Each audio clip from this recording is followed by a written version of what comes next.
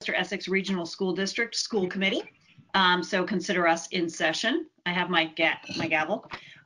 So first off, if we have people dialing in, I would just remind you, please, to make sure you are muted, because then we hear everybody's background noise and it's hard to conduct a meeting and have a discussion.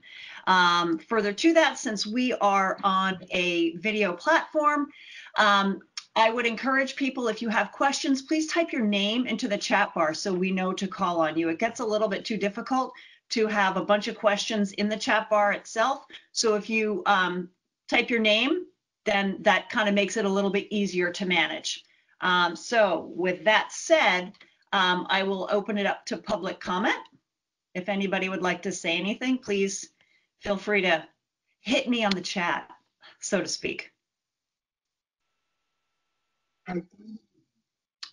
Okay, if nobody has anything to say, then I will move ahead to the chairman's report.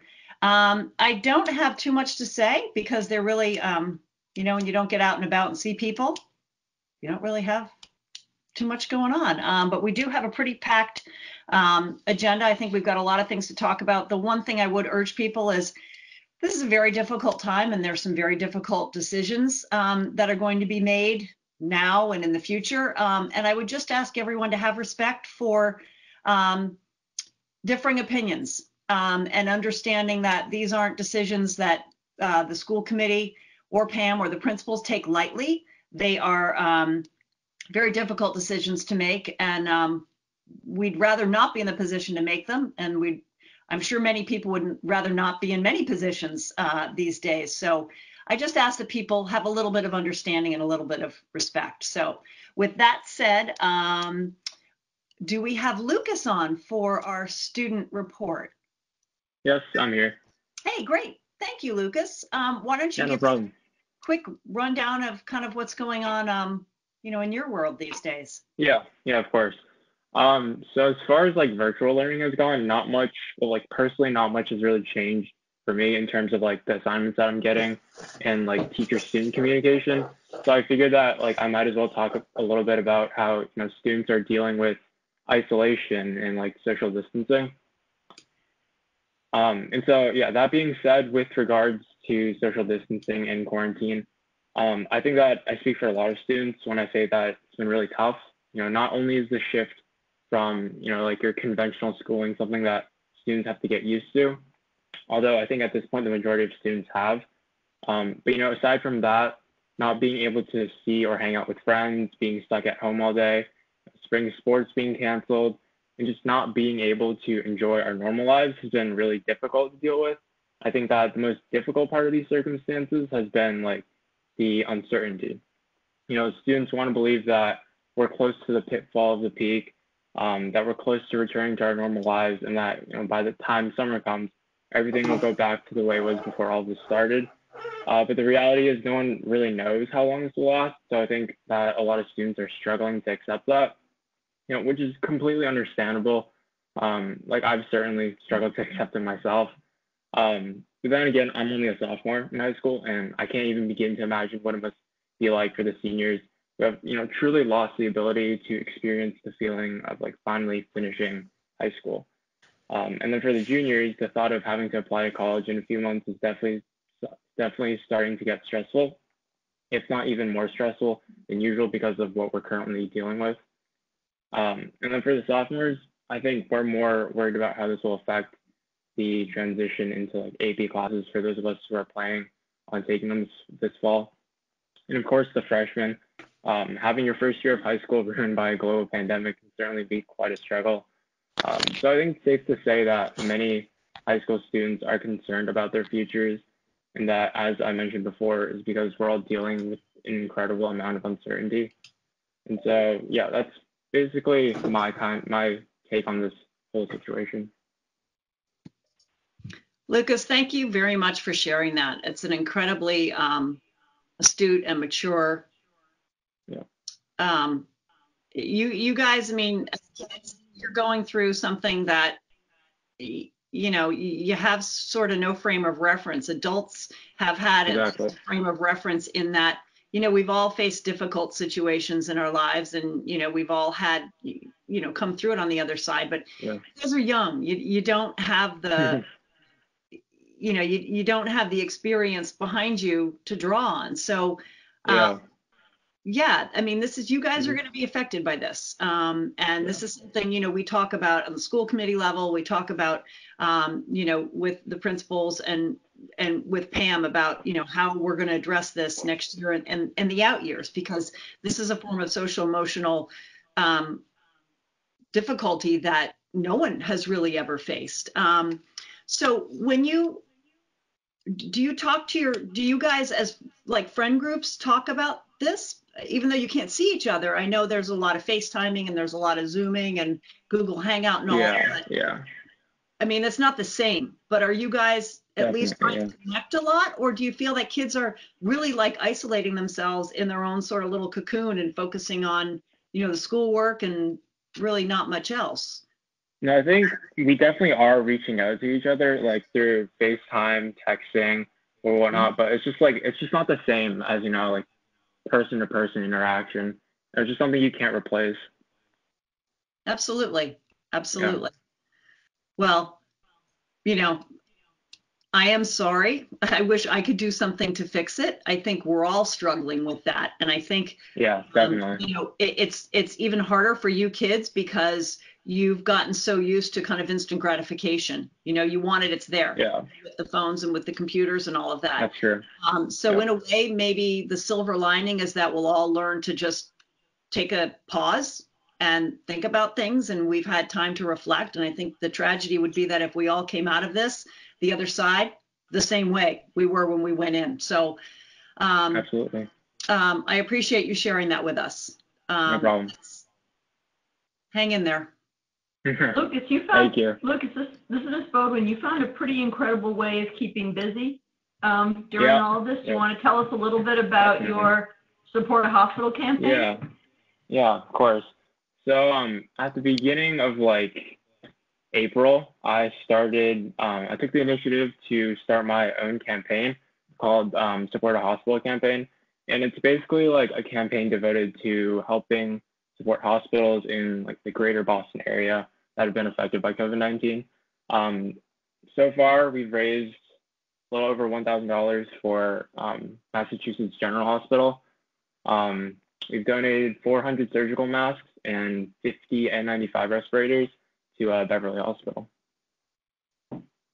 Lucas, that's tremendous. Congratulations. Thank you.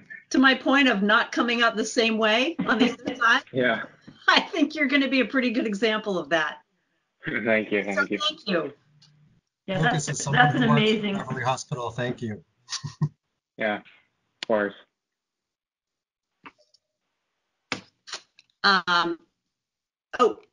What do we have? Text from Caroline. Thank you, Lucas. That's awesome.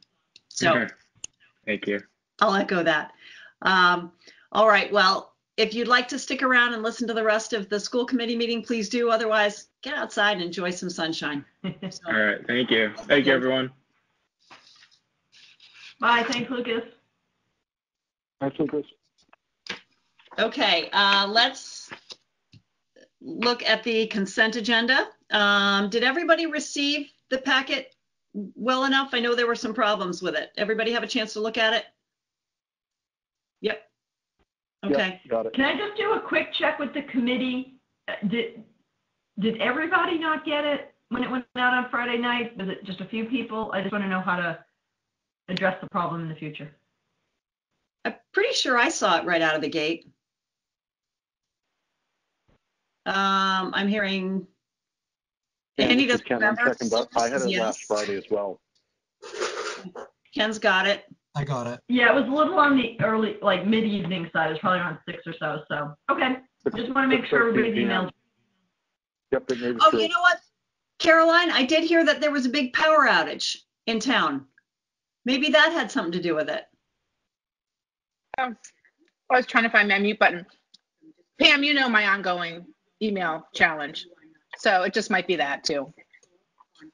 Okay. It's just good to know if it's just isolated to that or if it was a broader problem because, sometimes you think you hit send and you don't.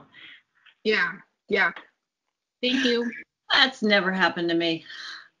All right, moving on to the consent agenda, may I have a motion to accept the consent agenda, warrants, and minutes of 3:17 and 3:31? So moved. That is Annie. May I have a second? Second. That's Caroline. Thank you. All in favor? Let's do a quick roll call. Eric, Aye. Cameron, Yes. Rachel, are you on? No, I think she's going to be bouncing in and out. Ken, Yep. Caroline? I'm on. Okay. Yep. And Sarah? Yes. Okay, motion passes. Thank you. Subcommittee report. School building committee. Caroline, Annie, you guys? Yeah.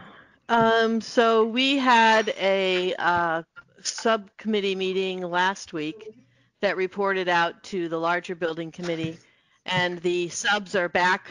The carpenters are back on, and I think all of the unions that had been paused are back on site, and they have some new conditions that they're working under. And right now, our WT Rich is actually working to get a recovery plan to get caught back up. So that is good. They're trying to get back on schedule, so I don't think that we will see any major schedule impact unless something else happens. So, so I think for now we're good on that. Who's the aggressive typer? Yeah, I was about to say, whoever's typing, please mute. Sounds like the bongo drums. So there's that, and then I think Pam, we have some things. Are we talking about June or May or June now? Forgot to hit my mute button. Yeah, we're actively talking about the potential for moving demolition up to the beginning of June from the end of June. And we're researching and formulating some plans right now for potentially being able to get staff in and begin packing up rooms. We have a conversation with the Board of Health tomorrow to seek some guidance on how to interpret all of the governor's orders, but I think we're hopeful that we can come up with a plan that helps to advance the timeline. And the reason for that is that it can save us considerable money. If we're not going to be using that building and we can demolish it earlier, it can save us some money and maybe cover some of the costs that we've incurred in the past month or so. So it's a good option if we can go for it, but there are a lot of details to work out, and so the administration is looking into that. I can't think of anything else. Annie, can I ask, how far off schedule are we with the carpenters having taken a pause and some of the other unions? Well, what was good is that we started off, we were a little bit ahead of schedule, so it wasn't a major hit, and I think that WT Rich is pretty confident that we're not going to suffer from this. So, and Pam and Avi, correct me if I'm wrong, but WT Rich owns the delivery of this and the delivery date, and I don't think right now that they are thinking that they're going to be asking us for anything more than what they are promised. That's great news. Is that true, Pam and Avi? Yep, that's an accurate update. Yeah. And Annie, I just want to add that we're really, really lucky that we're in this MSBA process and that we've got WT Rich and Doran Whittier as our leading forces here, and Pam and Avi. I don't know where we would be right now if we didn't have that in place. So the team is just doing an awesome job. Yeah, and I think that that's a general feeling among building committee members, many of whom are in the industry. And their guidance is also really valuable. So we've been very fortunate in our team.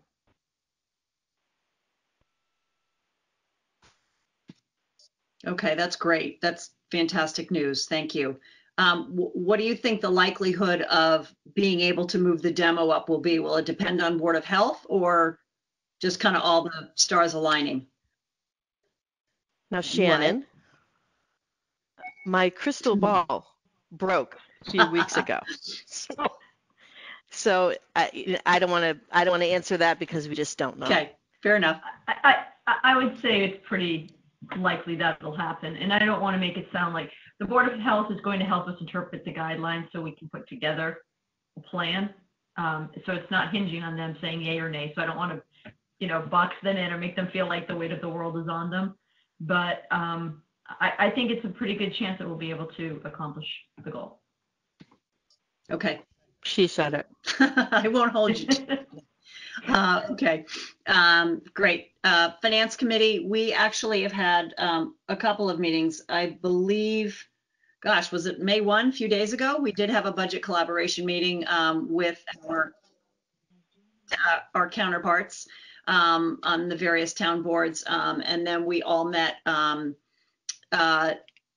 solo, but just our budget sub-finance committee of the school committee. And we are going to kind of kick this conversation to the end where we talk about the budget because it's really far more germane to talk about it than it is here. It makes more sense. So with that, looks like we have policy subcommittee and negotiation team. Neither of those teams have reports, correct? We did have a quick negotiation meeting last night, or a last-minute negotiation meeting last night, just to talk a little bit about some of the new things that we're working on for phase 3 and some of the remote learning language. I don't know, Sarah, if you want to give a little bit of an update on that. It was really just a collaboration session, nothing formal in terms of negotiations. Yeah, I'd be happy to. It was a really nice collaborative meeting. The teachers are working really, really hard. Everybody's just trying to wrap their brains around what remote learning looks like and what it should look like. And I think they're working with the administration to come up with some good language for a memorandum of understanding so that everybody knows exactly what the expectations are moving forward. It was a nice meeting, and it was great to see all the teachers and hear about all the interesting things they're doing. And I know everybody's working really hard, so I was glad to be there. Thank you. Okay, moving on. Pam, why don't we do your superintendent's report? Oh, wait, before we move ahead, does anybody have any questions on that? Any of the committee have any questions about anything we've already talked about? Oh, okay, great. Just want to make sure. Okay, Pam, why don't you go ahead with the superintendent's report? Okay, so mine's a little bit lengthy tonight because it has a couple of subsections and guest appearances. But I'm going to lead with just an expression of gratitude to the entire Manchester-Essex faculty and family. It's Teacher Appreciation Week, and I can't say enough about how proud I am of everyone and how we've rallied to this new change. It's just been amazing to watch people so committed to kids try to turn on a dime and do something completely new, but I guess I'm not surprised because that's how they answer most challenges. So I just, from the bottom of my heart, a really big thank you to our entire teaching community and all that they're doing to support our kids and families. So moving on from gratitude, I just want to, I think we'll start with end of year planning as our opening conversation. I'm going to talk a little bit about what our goals are for end of the year. Typically, end of the year has a lot of social engagements and important milestones for people, things like moving on ceremonies, graduations, which Tricia is here to talk about. But the team took a look at what our typical end of the year activities are, and we tried to figure out which we could continue and which we might sadly need to let go for the year. And pretty happy to say that we're going to be able to do just about everything online except the concerts in the middle school spring play. Those were the two that we really couldn't figure out a way to bring into a virtual environment. But everything from the 5th grade playing the talent show to the grade 5 and 8 moving on ceremonies to the key high school activities, are going to be presented in some type of a virtual format for the spring. Those are in planning committees at each of the schools. And as we get deeper into May, beginning of June, we'll be able to give updates on those. In addition to the student activities, there's a lot of end-of-year activities that we engage in for the preparation of the following year. So just a smattering of examples, things like elementary placement discussions, kindergarten screening, kindergarten orientation. Most things we're moving online. The one thing we're going to strive for, and we're going to be very optimistic, is that we can still do our kindergarten screening sometime in August. If we're not able to do it, we'll figure out a plan B as we proceed. And at this point, we're also planning, it didn't make it to the written list, but our summer schooling activities, we have extended year for special education, and we have our literacy sessions that run in the summer. Those are both in the planning stages to be delivered virtually because we are uncertain at this point whether we would be in any position to go forward with trying to do something on site. The thinking and planning for virtual is it's much easier to go back to what we know than to at the last minute try to gear up for what we've never done before. I think we're learning that right now with our shift to online learning. We had zero planning, so they're starting now to outline what the program will look like for the summer. So happy to answer any questions on some of the underclassmen activities for the end of the year. And if there aren't any, I'll turn it over to Tricia. I mean, or all of our hearts go out to the class of 2020. This is unprecedented, seems to be the word of the decade, but it is unprecedented that we aren't going to be having a high school graduation or baccalaureate. And I think the entire community has been pitching in to try to come up with ideas. The entire country is trying to figure out how to celebrate the class of 2020. So we're not in this alone. There's a lot of people working toward this. And if there aren't questions about the underclassmen, I'll kick it over to Trish to talk a little bit about our seniors. Am I good to go? I think you're good to go. Okay. So yeah, this is heartbreaking. There's so much feeling of loss and disappointment for the class of 2020. And I think we're all kind of feeling that right now. And so, you know, we've had conversations and we've had disagreements and, you know, different things going on. So what we've done is over the weekend, into today, we did a parent and a student poll on what kids and parents would like to see for end of year activities. I also held some Zoom meetings with parents and students on Sunday and Monday to get some feedback. Today I met with my Cape Ann Lee cohort who I found is in the same place that we are. Everyone is really struggling with this decision just because it's so emotional, and coming to one consensus is really difficult. And there's so many unknowns about like group gatherings and how many people and when. So I think we're all struggling with that. So that being said, I did meet with the class officers today, and we looked at our results from our surveys. And what we have found is, in terms of, we had talked about a car parade, and there was some discussion on whether people wanted that or not. Over 50% of the class of 2020 responded to the survey, and that was a 73% yes for kids, a 69% overall for kids and families. So I believe that's something that we plan to go forward with. We've worked with Manchester and Essex police, and we'll come up with a parade route. We'll publish it, and we'll come up with guidelines that make it a safe event for all people who choose to attend. We had talked about virtual baccalaureate and graduation. Our survey results were kind of like baccalaureate was 53% yes, 44% no, and graduation was 46% yes and 51% no. What I've learned over the last few days is people really want to do those events, you know, the way that they were created to be done in person and authentically, and that the virtual platform can't replace them. And talking to the officers today, we talked about, instead of trying to replicate those things online, creating maybe more of a senior celebration online, which we really haven't truly vetted out yet.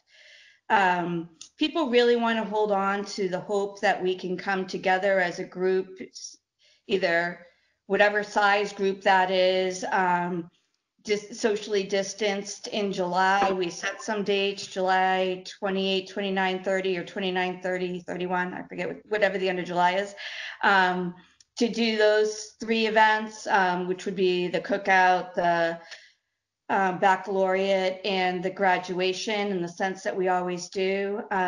Again, lots of unknowns with that, if that can happen or not. We're going to abide by local and state guidelines. Charlie Baker is planning to come out with some guidelines, I guess, on May 18th, which could change everybody's planning. So we're looking to be flexible with that guidance. We are looking to find a way for kids to be able to have a picture taken on Highland Field with their family for graduation. 77% of people said that that's something they would really like to do. And speaking to other districts, it seems to be doable in terms of if we set it up over several days, you know, set up a stage and allow kids to have their picture taken with their family out there. That seems doable, but we're working on those plans. So again, you know, I think this continues to be a fluid. Every time I think we got this, we have a great plan, something else comes up. So we need to think fluidly, and we need to think flexibly, but I think we're moving to something that will satisfy everybody and make sure the class is celebrated appropriately on June 5th, and then moving forward into dates in the future that are in person. Thank you, Tricia, for all of that. I know it's been an emotional roller coaster for everybody, and this past weekend specifically. It's, you know, everyone keeps saying unprecedented, but it's like really bewildering. You know, it's just, my heart breaks for these kids, but we'll figure something out. You know, there's got to be something positive that comes out of this. So we'll figure something out. So thank you for staying on top of that. Does anyone from the committee have any questions or anything to ask Tricia?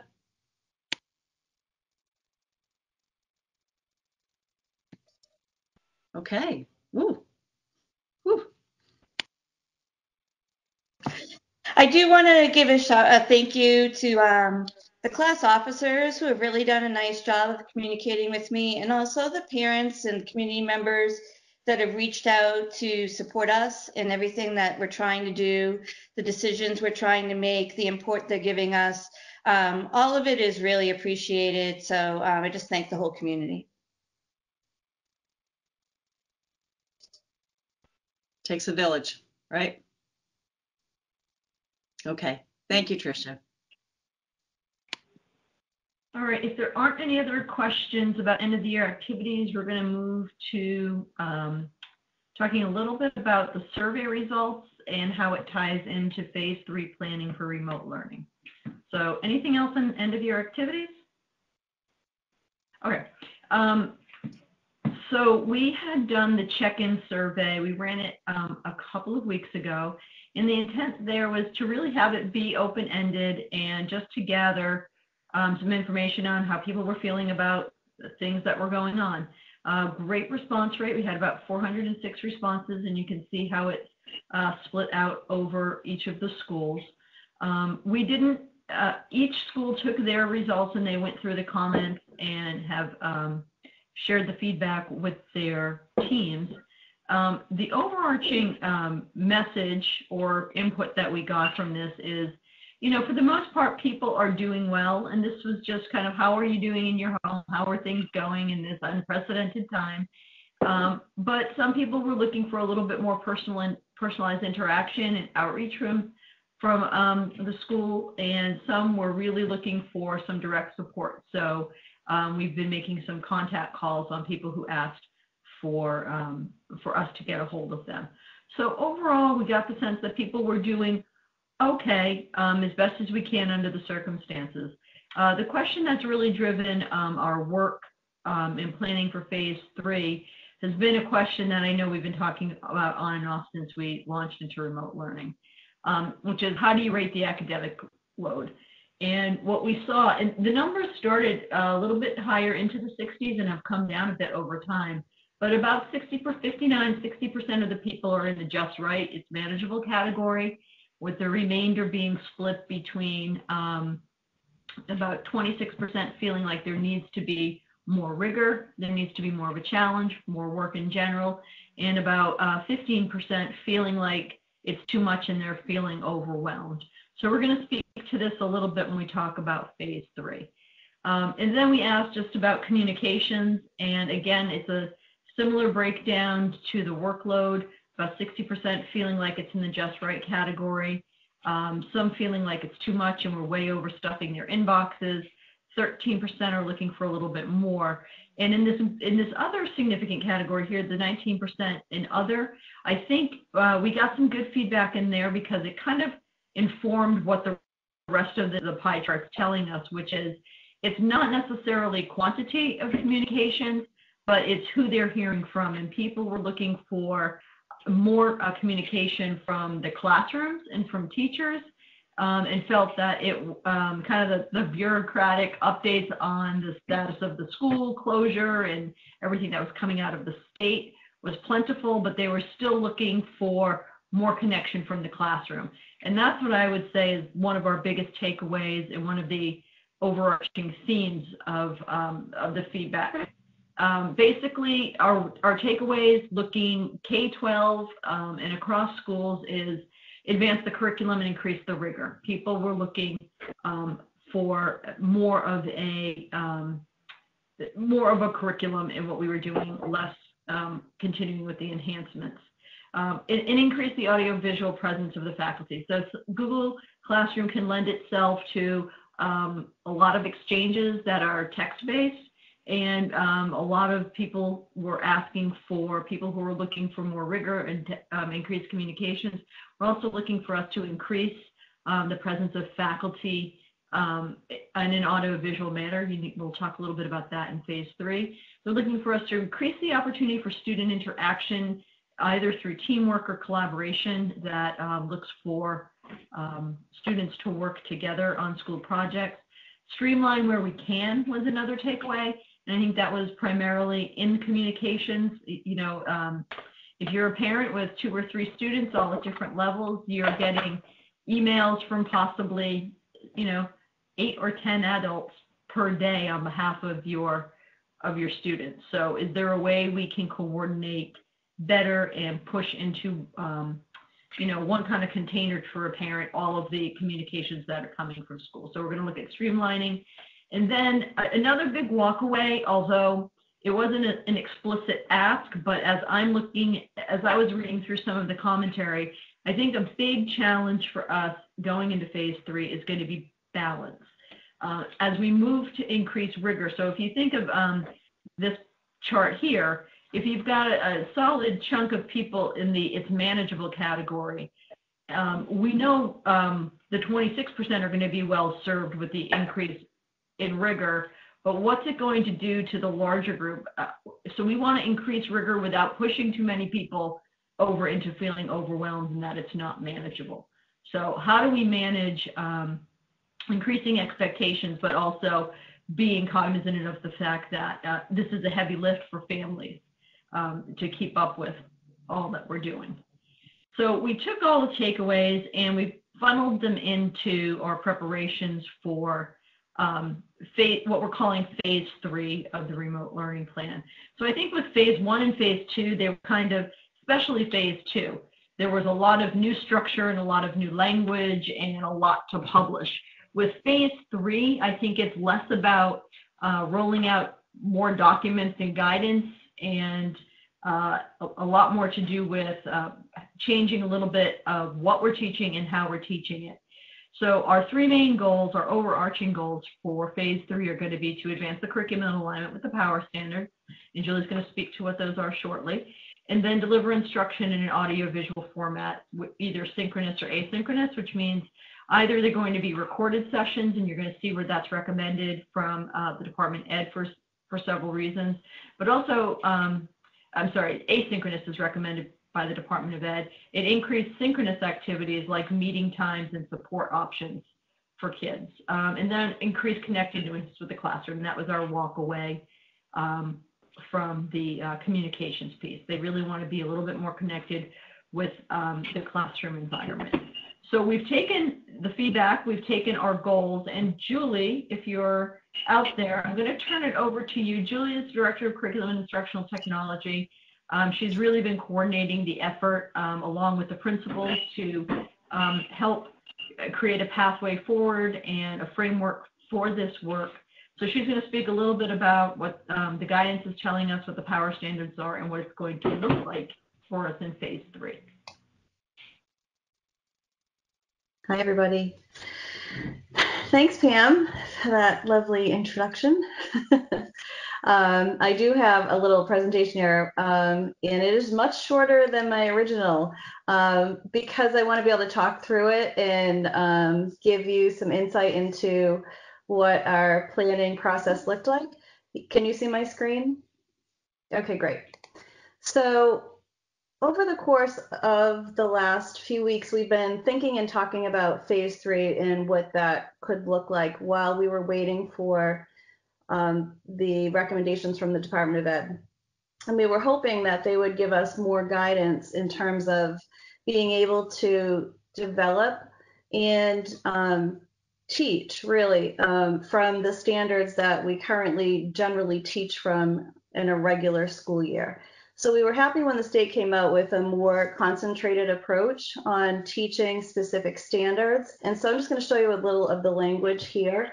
I won't read every word, but mainly phase 3 focuses heavily on developing deeper instructional strategy, allowing us to develop lessons around the content standards that we're teaching for ELA, Math, Science, Social Studies, as well as the other standards for all of our other coursework as well.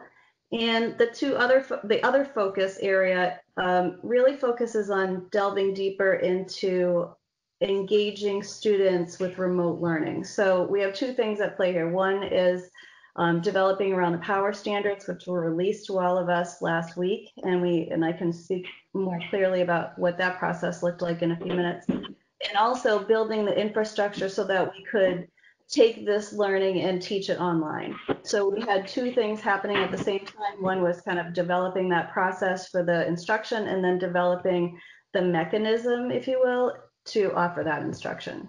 And so I'll talk to both of those things. The first thing I'm going to focus on is the work that we did to strengthen the remote learning program for students. A lot of this is Department of Ed language, but for the most part, our priorities were to develop the meaningful connections between teachers and students in a more robust way, and also engage that core instruction based on the power standards. We are also building an opportunity, or trying to work out opportunities to help families build in opportunities for enrichment, exercise, and play, and that's kind of phase 2 of our phase 3 conversation. And then ensuring that our services are streamlined and accessible to all students. And so we're working through all of those 4 components, but I'll talk mainly about 1 and 2 because we need those to be in play in order for us to do 3 and 4. Okay, so to address the academic needs, what we've done over the last week in a very quick turnaround fashion was to do a mini assessment of kind of what we had left to teach over the rest of the school year. So for grades K to 5, they've been working on a curriculum mapping project to identify the power standards across the K to 5 grade levels and to identify the content that needs to be taught to meet those standard expectations for each grade level. So we've had some really great collaborative work going on across all the grade levels, both elementary schools. And we reviewed the final document for implementation today before this meeting. I wanted to be able to talk about, some of the things that we've been working on. So we just checked in on that today. We should be ready to roll that out starting May 11th, which is what the goal was. We also needed to work with the union in terms of identifying what that would look like, just because we're moving into a new phase. And so we were able to do that work as well, as Pam talked about before. So we're really happy we got to check all those boxes. And let me think, as I'm reading through here, the things that we had to really focus on, I think, on this front was just putting it down on paper and really making a clear pathway from now to the rest of the year to really focus on what skills and strategies do we need to make sure are taught so that when our students go back into school next year, we've identified, taught, and exposed students to grade level curriculum that they would typically be getting in a typical school year. So that was a bit of work, and that is ready to go. Next thing that we wanted to work on, and we've been working on this simultaneously, was really trying to identify what does the meaningful connection look like for students, between students and teachers. We know that students are suffering in terms of not being able to be in their regular everyday lives the way they're typically used to living. So we understand that not being able to go to school is hard and challenging and sad for so many kids. We know that our kids love our schools, and so we really wanted to try to figure out a way to develop those connections a little bit more deeply between students and teachers. And so with that said, we wanted to try to look at what does synchronous or synchronous and asynchronous learning look like in the district currently. So for the last few weeks, our teachers have been doing an amazing job just trying to bring the educational process to students without trying to teach outside of where their comfort zones were, based on what the students had already been taught. So they were deepening standards and working on standards that had been taught, because we were waiting for the Department of Ed to let us kind of move forward with our new instruction. So teachers did a lot of work around really trying to bring good practice to students and to work through other disciplines and create interdisciplinary work.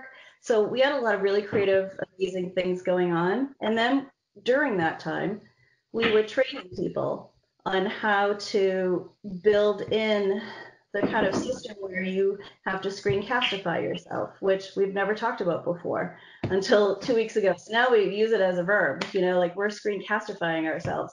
And so we had to learn what does it mean to screencastify and post your things in an online format, or create a Zoom call. So we had to build a lot of the infrastructure around that to build in the tools that we wanted to be able to use, and then train people on them. So I'll give you a little list in a minute about the different trainings that we had to kind of organize and offer. And I have to, my hat is off to Jenna Seymour and Matt Taney, who have just done phenomenal work trying to pull together a lot of different resources for teachers, and just in like the blink of an eye, and offering trainings as well. So honestly, they've been amazing help for us to get us where we are today. Can everybody check their mutes, and please make sure you're muted? We're getting a lot of background coming in. Thank you. Thank you. Sounds like a blender for margaritas. Oh, are we coming over later, Annie?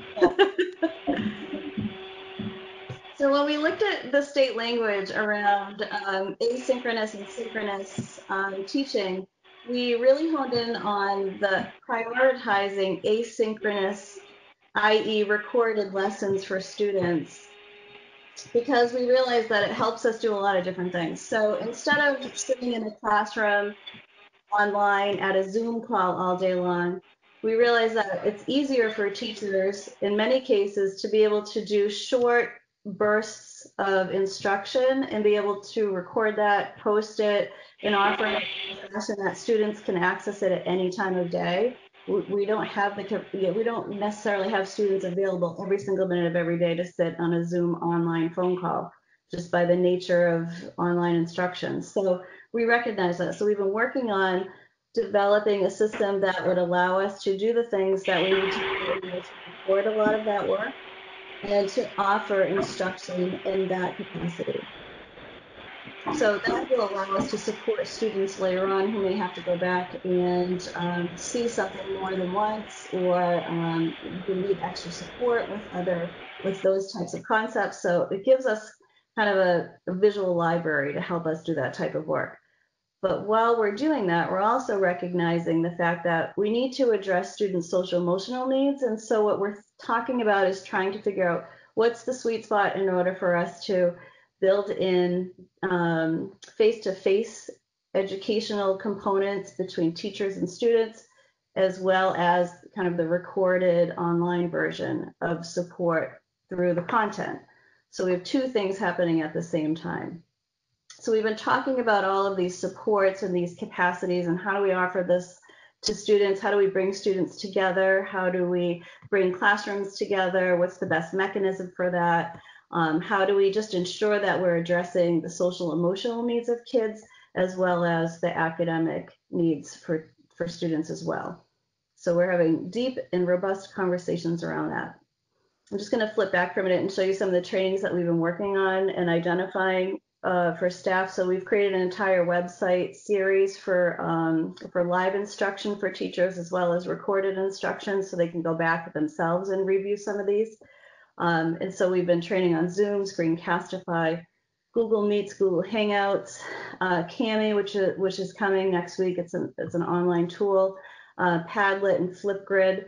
So you'll be seeing these things evolve in children's coursework over the next few weeks. If you have not experienced these things yet, it's because we're training people on them, and teachers are working this into their instruction, if that makes sense. And the other side of that, another conversation that we're having, in addition to all of these things, is how to support students who may be disengaged for a variety of purposes, whether it is illness in the family, or parents who are first responders, or parents who are working right now as essential workers.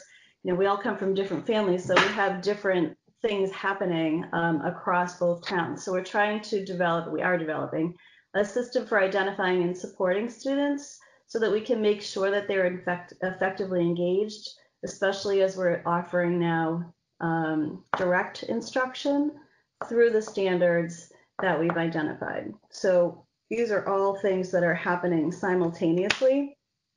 And in addition to that, developing student supports for regular ed, special ed, and a number of other services that are being offered.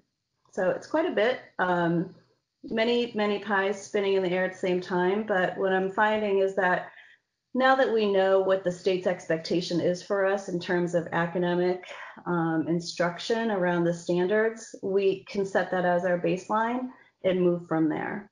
And that's really where we're headed. We expect most of this to kick into phase 3 starting the week of May 11th. We needed to give people some time to attend the trainings, work them into their new lessons, develop the common planning around that, and the curriculum alignment around that. And so we're feeling really good about it, and we expect it to be up and running within the next week. Which, my hat's off to all the teachers, and I wrote a list while Pam was talking, all the school-based teams that have been a part of this, all the grade level teams that have been a part of this. We have curriculum leader teams, we have department heads, we have principals that have been a part of this. Our union LEDA connections have been a huge part of this. And so it's really taken an unbelievable team effort to get to where we are today. And I'm really proud of the work and thankful for the work that's been done to get us here, because it's a Herculean task to take an entire school system and put it online in 3 weeks. So my hat's off to everybody involved, truly. Agreed. Thank you, Julie. As I was looking at this and looking at, your presentation, I was thinking about some of the stuff that we've heard, some of the feedback we've gotten from parents, and it feels like you guys heard that, and it feels like you tried to address it. And also to the point Lucas was making, that, some kids are feeling isolated and disengaged, and you're trying to address that. And I liked how you also are trying to work in like exercise and play into the curriculum too. I think that's really important. So I feel like you heard what people were saying, and I appreciate that. So thank you, and I echo your thanks to all the people who were involved, and thank you especially. I want to throw it out to the committee. There are a couple of questions I see on the chat from committee here. Phase 3 start May 11. I think that was addressed. Annie had a question about the short bits of instruction being more effective.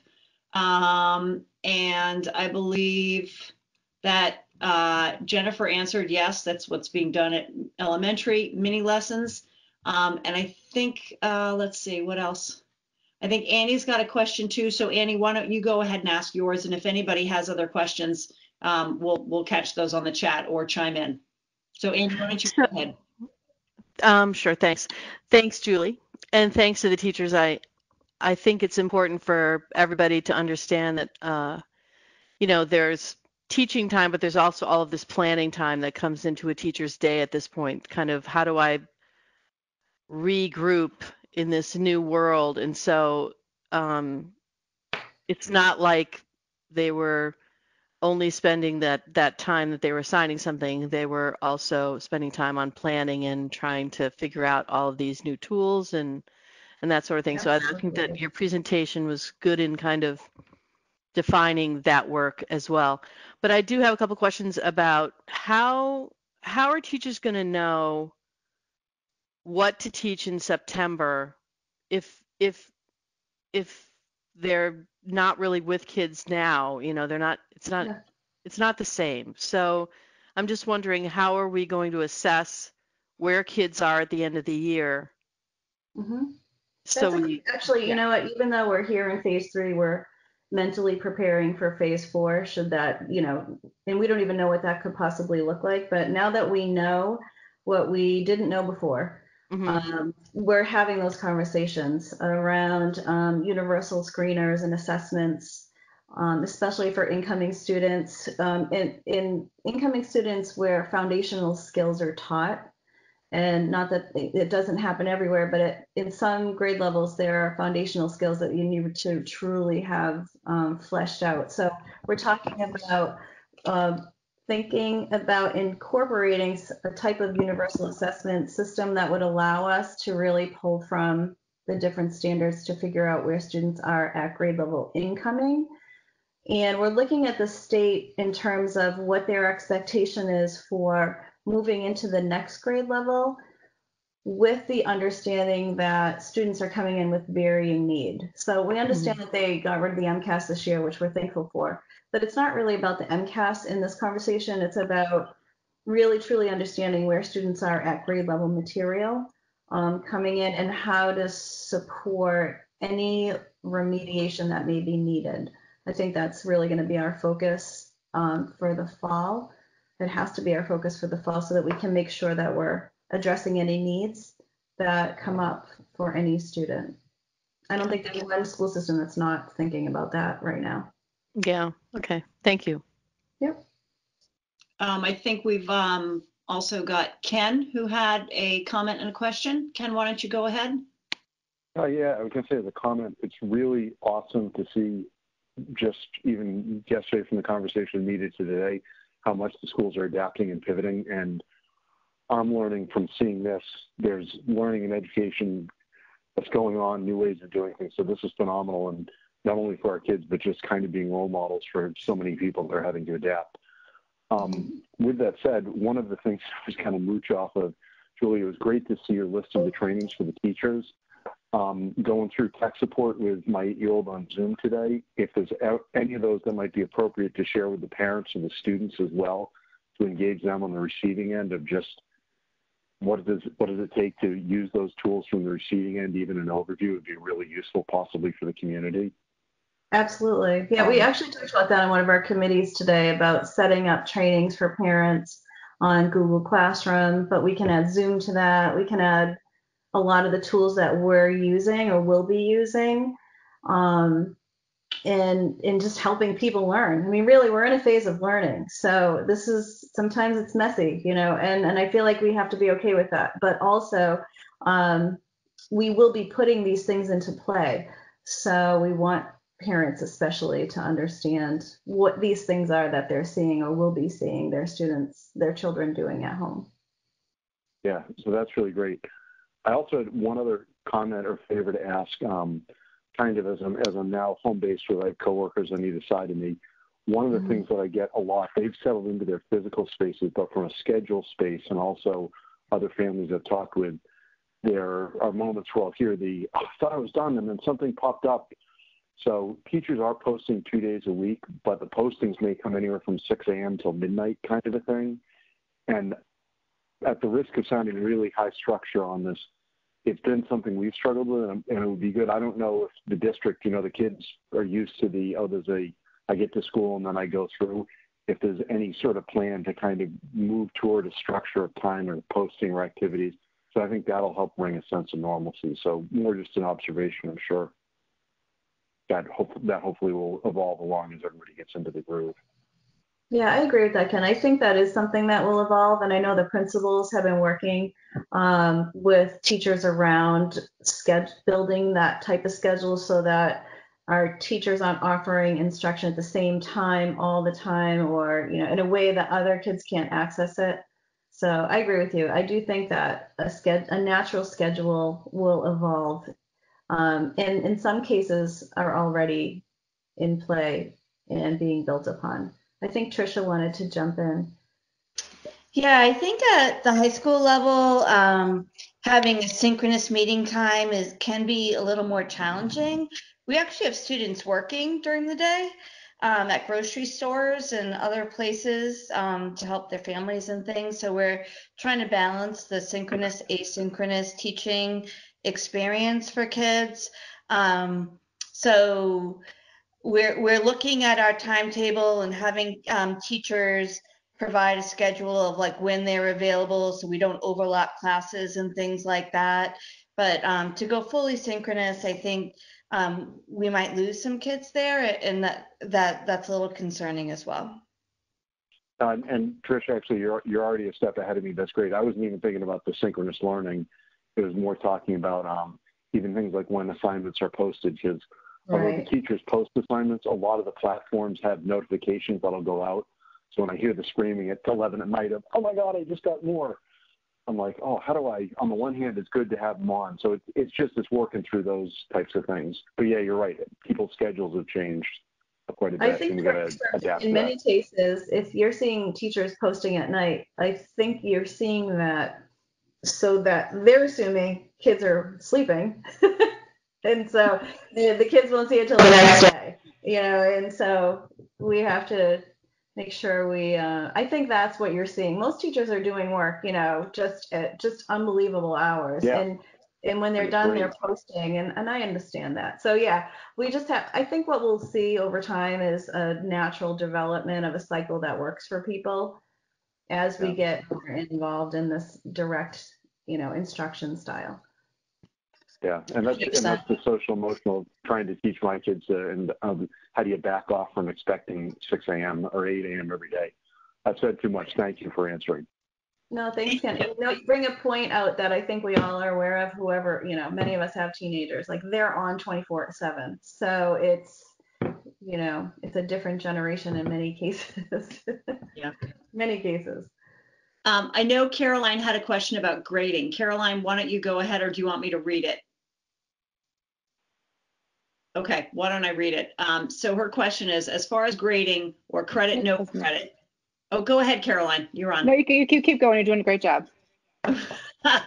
As far as grading or credit, no credit, a concern I have heard is that a student may complete an assignment but be told to make corrections to get credit for the work. That doesn't seem to align with what we are saying. And I know Tricia wanted to jump in on that as well.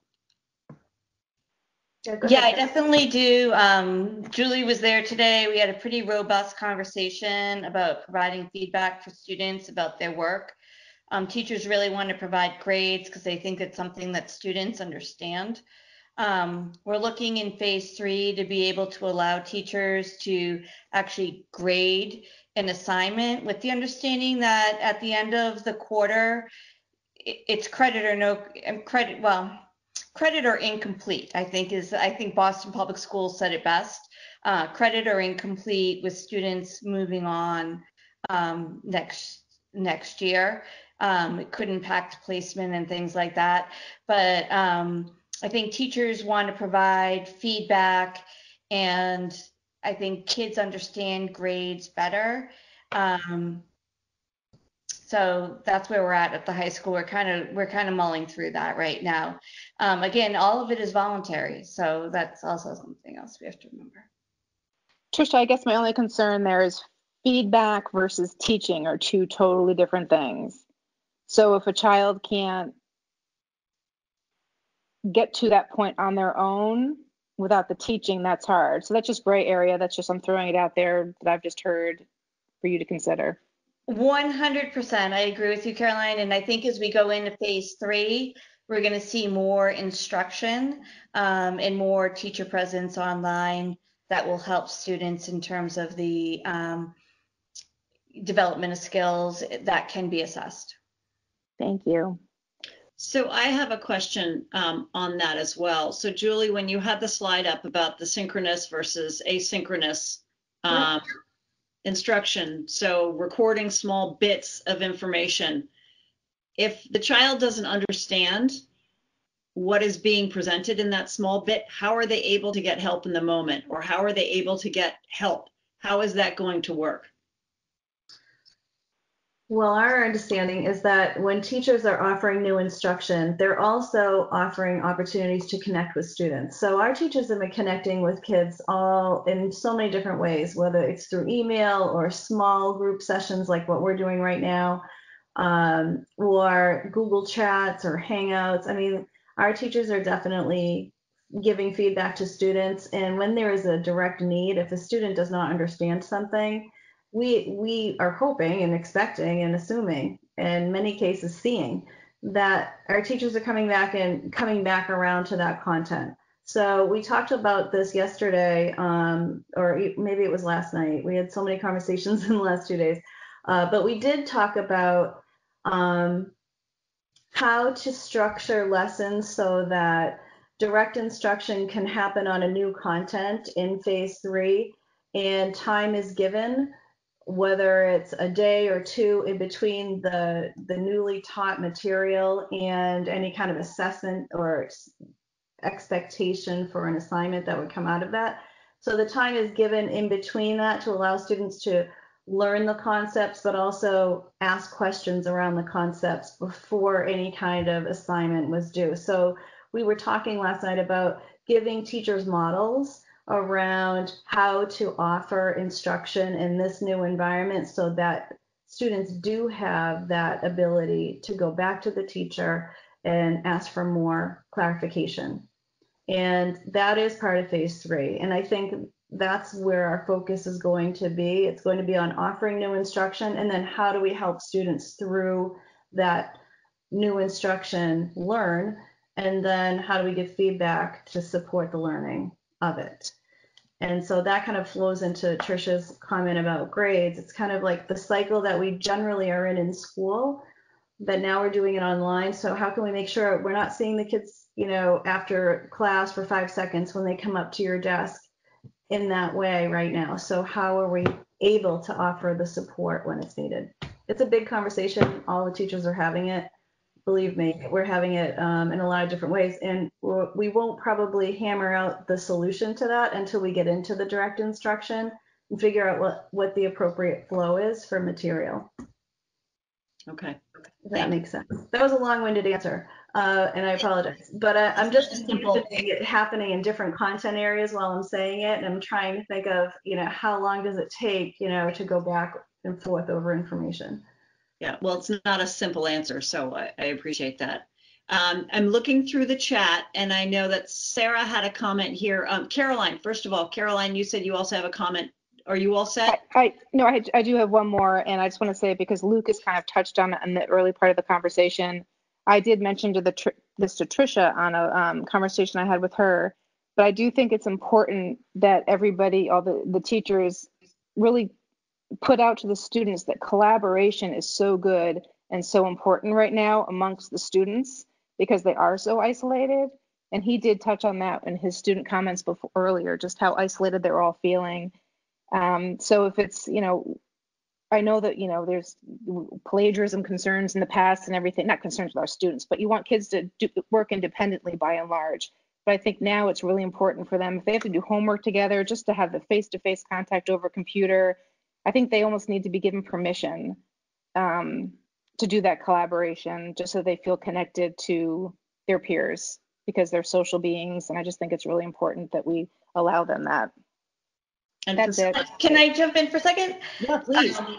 So Caroline, yeah, I totally agree with you as we talked about before, and we've talked about it with the faculty and also with department chairs. We've kind of talked about making breakout groups so kids can like have those small group discussions and have those interactions over Zoom and things like that. And we're really working on that training, and I hope to see more of it as we go forward. I'm glad to hear Thank that. you. And Caroline, I'm glad you brought that up because that's really important. And I think we can get so focused in the weeds of, delivering the instruction and making sure the kids are getting what they need and paying attention to state standards that you forget about what's happening on the other side. It's easy to forget, I feel like, and I'm glad we're stopping and thinking about that. And I'm really glad Lucas brought that up. So that's critical, because if kids are feeling isolated and unhappy and you're just not engaged, then none of this means anything, right? So thank you for bringing that up. And I want to switch gears a minute. And Sarah had a couple of interesting comments. Oh, the chat keeps bouncing up. She says, I think it would be great to include extensions like Google Read and Write. A lot of these supports are free right now and could be used by anyone. And maybe we have Google Read and Write. We do. So we have trainings coming up on all of our Google extensions, and that is one of them. I just think it's really important because a lot of people think that just because material is on the computer, it's instantly accessible for everybody. But sometimes doing activities on the computer is actually harder for some kids than it is, and for some adults than it is in real life. And we don't, not everybody knows that there are a lot of accessibility tools built into most devices, whether you're using a Chromebook or an Apple or whatever you have. But there are a lot of things that can read your screen for you, or that you can use text-to-speech dictation instead of having to type if you don't have good typing skills. Obviously, spelling checker, I made a spelling mistake in the comments, it's totally embarrassing. But these are all, there's so many things that are available right now that are pretty easy to use, and depending on your device, and that it's actually kind of a great time for kids to actually dig in and spend the time to learn how to use these tools. And even if you don't have a disability or you don't really think you have a problem, you might find out that you really like using some of the tools that are available anyway. So I think it's important to include that. Thank you. I can't see the chat with my screen projected. Are there other questions in the chat that we're looking to answer?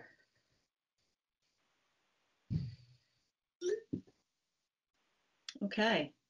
Julie, thank you very much. It looks like you've been having a lot of conversations, so so many. They're all great too. They've all been great, so I can't complain. Good, and thank you, and on behalf of the school committee, thank you to all of the teachers and all of the support people who are helping the teachers and all of that. So I know we all switch gears in just a matter of days, and it takes a while to figure that out. So thank you. Okay, and if everybody is all set and there aren't any more questions, we will move ahead. I thought it might make some sense maybe to flip the order of the continued business and talk about budget before we talk about the playground. So why don't we do that? Pam and Avi, do you want to go ahead with the budget updates? Talk about this current year first, and then we'll talk about what we're looking at looking forward. Sure, if you give me a second, I'm trying to reclaim my screen and I know that feeling. And make sure I can advance the slide so we can frame out the I knew that was going to happen. See if we can frame out the budget discussion.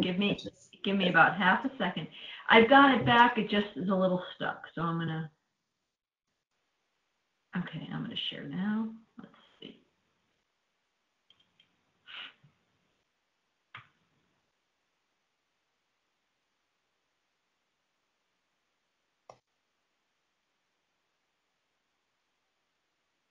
Yay! I think I fixed it. All right. So the budget discussion.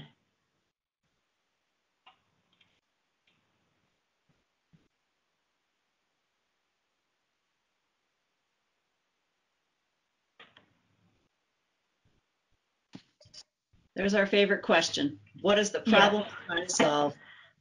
And that's how I thought we could start, because I realize we are all having so many conversations, and we've had almost as many budget conversations in the past week as we've had curriculum conversations. And if you're not deep in the weeds, I think it's really confusing and convoluted because there are so many things happening at once. So I did go back to our favorite question to try to frame out and narrow down what we can cover in one night and cover in a way that makes sense to people who may be tuning in for the first time. So we're trying to solve the problem of revising the 21 budget to meet the local and economic shortfalls without really understanding what lies ahead. And I think the other problem we're trying to solve is the potential for having a level funded scenario if the town meetings don't occur prior to 6:30. So essentially, we walked out of February, if we look at our budget recap, with a budget that the school committee approved, that the two towns were part of the collaboration process by which we established it. It really didn't have everything we needed in it, but yet it was healthy enough to allow us to maintain level services. We had agreed we would utilize some reserve funds to ensure that we didn't have to cut program, not being totally certain on what our out-of-district expenses would be for the next year. But we knew we were going down the road of having to talk long-term about what the budget future would look like, when we may need additional help going forward just to maintain the program we currently have. We had identified a couple of capital projects, the EES Playground and Highland Field, and we have pretty much made peace with where we were at, and we were ready to move forward. And then the COVID crisis hit. And when the COVID crisis hit, it kind of threw the economy into a tailspin. So not having gone through the full process of formally approving the budget, we had a budget that we agreed to in term on general terms, but now there's some question as to whether or not there'll be the resources to actually fund it. So everyone is kind of gone back to the drawing board and started to look at their budgets with an eye toward what if we don't have the revenue that we were projected to have prior to COVID. And what that has done is Manchester has come back to us and requested that we look at a way to potentially cut $150,000 out of our budget to assist them with making ends meet. The result of a $150,000 cut to Manchester, to get to that through our assessment factoring, we would have to go up to $235,000 in reductions from our budget. So other COVID implications, which I think are important to run through so people get the sense of the complexity of the problem, is that not only are we going to have a local shortfall, the state revenue shortfalls are likely to impact school funding. Everything from Chapter 70 to transportation, circuit breaker, where we don't know what's going to happen with the federal grants, Title I, IDEA, early childhood. And it's looking like there was an article out today from the taxpayers, the Max Taxpayers Group, calling for the delay of the implementation of the Student Opportunity Act. If you remember, the Student Opportunity Act wasn't going to be a windfall for us, but we did have some additional dollars plugged into our budget for anticipated increase in out-of-district transportation, and we were assuming full funding of circuit breaker. So when we look to monies that come into our budget as revenue, we're unclear as to what we're going to get. Avi and I have been on a series of state calls. I've heard reduction predictions as high as 16%. The 10 to 16% range seems to be talked about quite a bit. Bill Bell is the Chief Financial Officer for the DESE on a call on Monday, said 10% is not an unreasonable number to use for planning purposes. Everybody qualifies that with, well, we certainly hope everything's going to come through from the Fed, and that initial concerns aren't going to be founded in the future, but I guess it wouldn't hurt to use that number for planning, because then you're going to be prepared for worst case scenario instead of anticipating more than you may get. Avi, if you want to jump in at any point in time, this is an overview of what we get in state and federal aid. So if you're looking at a 10% reduction for planning purposes, it could be $360,000 at state, potentially $420,000 for federal, including federal. So bearing all that in mind, we also know that the state budget will likely not be ready until late summer. The town meetings for Manchester and Essex that both been moved out to the end of June. People are hopeful that we'll get them in, but that's not a guarantee at this point. Conversations are also indicating that there's a strong potential for a 1/12 budget. We can talk a little bit about what that means in a minute. That's a potential $1 million at risk to begin FY21. And on the upside, there is potential for federal stimulus in the CARES Act. Bill Bell has also said plan on CARES Act dollars to follow the Title I-A funding formula, and it's a safe bet to assume that you'd probably get potentially 80% of your current Title I allocation. So if you look back to the last slide, for us, it would be 80% of 65.6 for potential CARES Act dollars. Now, that doesn't account for CARES Act dollars or additional federal stimulus that could flow directly into the state and be used to backstop reductions to education funding. So there still may be other avenues that just aren't clear to us yet.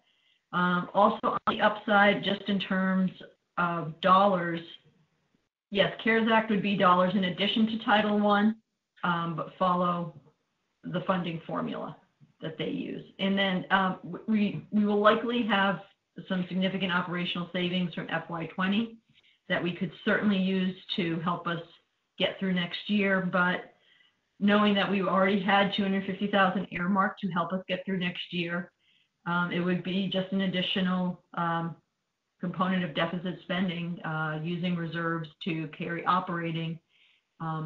But it's an open conversation at that point that we'll need a recovery at some point. And it may not be a bad idea to do that in the short term, seeing as we have limited options by which to deal with this problem. So that kind of brings us to what we've sketched out as a few options to consider going forward. We could reduce the FY21 budget to meet the town request for $235. We could reduce the FY21 budget to meet the town request and projections reduction to state aid. So that would be potentially $600,000, $700,000 in reduction.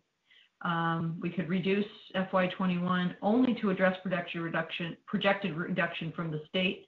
So ask the towns if they would allow us to forego cutting to meet the local need, but preparing to meet the state potential reduction.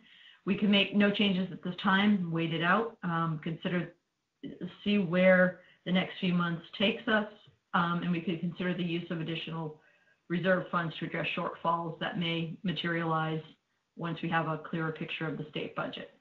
So I don't have a recommendation at this point. I don't think we're far enough along, but I kind of put this out there, put these options out there as a jumping off point for discussion. We could come out with a couple of different options beyond this, or some type of bringing together one or two options into a new iteration. So that's an overview of the problem we're trying to solve and some of the things we're considering throughout the problem solving process. Julie alluded to it when she was speaking about curriculum. I think the other thing in this is we're assuming we're planning for going back to school in somewhat of a normal situation where we would be in the facilities teaching kids in person in some type of configuration. There's a whole other scenario planning that needs to take place as to what this potentially looks like if we don't return to somewhat normal operations, or let's call it in-person operations for the fall, and we have extended outage that lasts, you know, depending on who you talk to, it could be we start and then go out again. We may never get back in until January, or something, everything could break our way and we are back in September and this is a thing of the past. So I think for tonight's conversation, it's helpful to just, let's focus on trying to maintain a budget for somewhat normal in-person operations in the fall, and what does it take to get there. So thoughts, comments, concerns? Do you want my thoughts? This is Caroline. Caroline, yep. Hi. As much as I want to be a team player, at this point, I don't think we can look at any requests from either town. I see from the feed here that Essex isn't asking for any reductions from us at this point, but we are in no position to make any further reductions to our budget. Not everything you laid out here as far as state aid might be reduced. I think from what I understand, Manchester's reserve fund is pretty healthy. And I don't think we're in a position to help them out at this point. Like further down the road, if we see that our state aid isn't being reduced, maybe we can, but as of today, I would strongly recommend no. Thank you. Thank you, Caroline. I'm going to hop right to Eli. I see Eli Bowling, who's our chairman of the Board of Selectmen, is on. So Eli, I'm going to call on you because it sounds like you have some intel and a comment.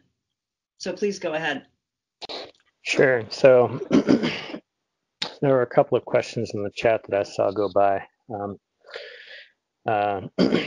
Manchester is using some of its reserve funding. We have fairly healthy reserves. The current plan is to work the reserves down to, I think it's around 10%. We aren't digging further into those reserves right now for a number of reasons. Namely, we don't know what things are going to look like in the next couple of years. The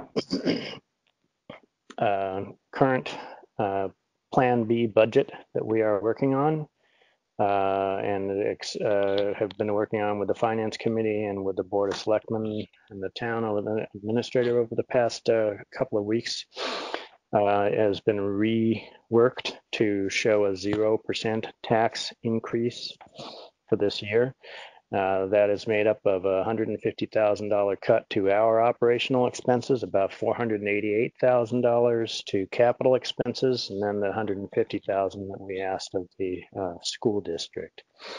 That brings us down to a 0% tax increase to the residents for the year, and also puts in an assumed 6% fall in local receipts.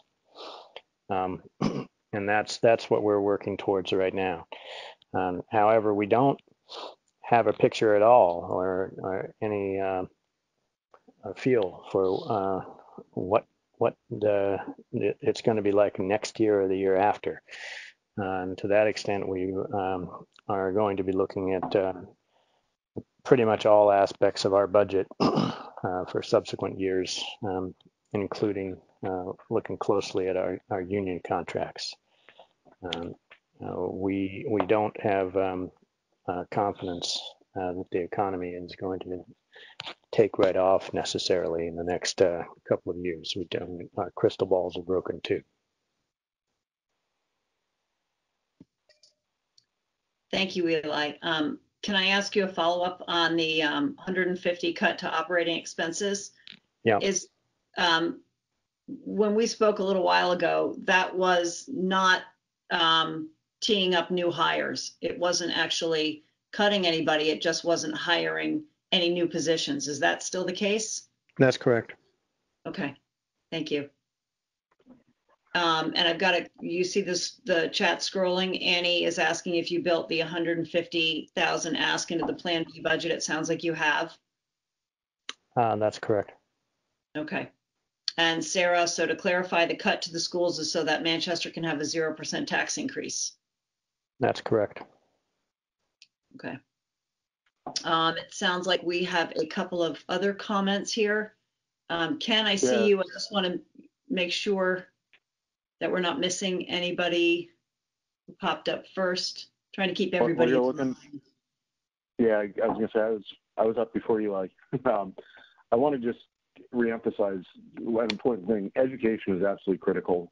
The generation of students that we have that have missed, and we got to keep that on track. So I had some conversations with different people. I won't say in town. I'll say people that are residents that were immediately, we got to cut the schools, and some that were, I see the students around dealing with it. And I'm really kind of in favor. I'm there with Carolyn in terms of staying the course for where we are now. One thing that influences that a lot is I'm seeing the impact in my day job of when we lose employees, if we do cut, especially in the current environment, getting people back, training them up, getting them into the culture is far more expensive than it ever has been, because it's all going to be done virtually, and we're doing it and we're learning as we go. So I have really big concerns about cutting back on anything that'll force us to lose staff or anything.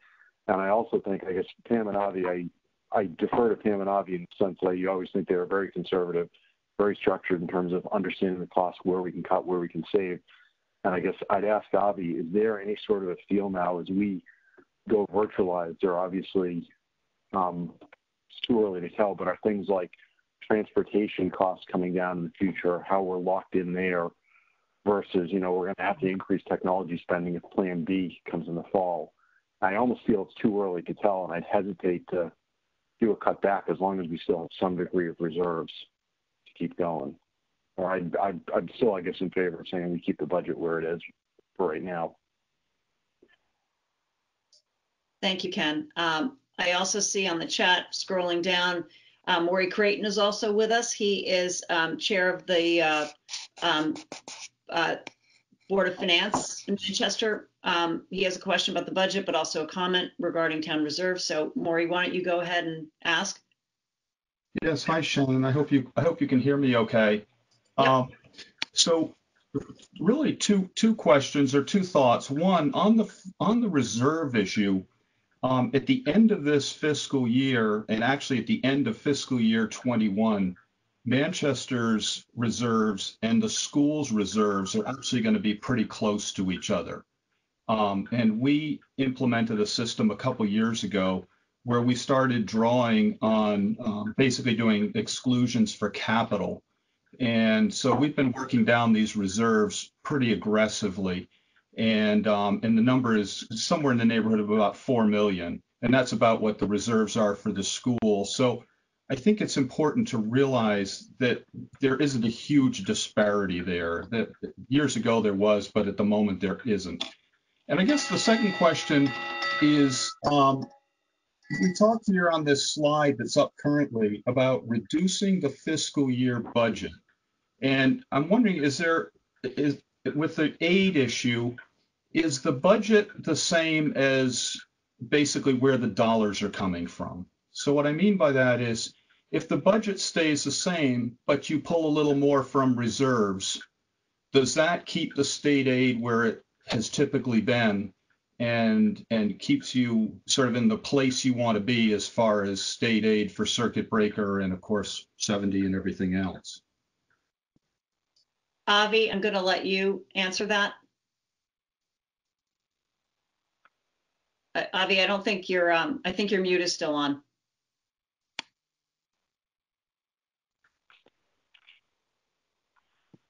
Still can't hear you.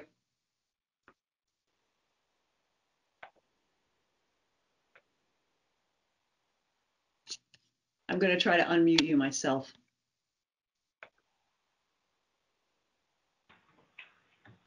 No, we still don't have it.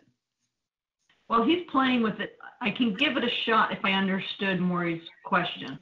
Thank you. So I think if you're looking at the options on the slide in front of us, the use of reserves would be a substitution for any reduction in state aid. So if Chapter 70 goes down $100,000, we could, if we wait it out, then use $100,000 in state aid to offset the loss. So we're digging a bigger hole to climb out of later on down the line. Right. Did I understand your question? Yes, no, that helps it. And I think Eli mentioned earlier, we get to hitting reserves a tad later than you do because of the cost structure of the town versus the cost structure of the school system. But looking forward at what's coming along, that's why we've been trying to make cuts in a lot of other areas. Anyway, thank you for that, and I'm staying tuned in here. In planning wise, I think that staffing is typically part of the discussion if we're looking at significant reductions to the budget, because that's the majority of what we are. The part of the unknown in thinking out to the fall is if we're in in-person operation 100% again, we're going to need personnel more so than we ever have before, because I think we're looking at trying to remediate not only curriculum deficits, but also helping kids recover from the traumatic experience of going through the COVID crisis. So I think that's where the hesitancy in the concern lies right now, with not really knowing what an appropriate cut would look like. Typically, we look at it in a very surgical manner, and we try to identify the piece that doesn't create the whole deck of cards from falling down, if you kind of think about like a house of cards. So right now, I think we don't know which piece to pull to best survive where we're going to be 4 or 5 months out. So that's not saying that we can't. I mean, we can always cut. Greg always sums it up well. Cutting things is very easy. It's anticipating what the outcomes will be and dealing with the choices that you make. And it's just a little difficult right now to try to pick the right path, not knowing so many things. Can you hear me any better now? It's working, and it's echoing. Yeah. Trying to fix it. Can you hear me okay now? Much better. All right. Sorry about that.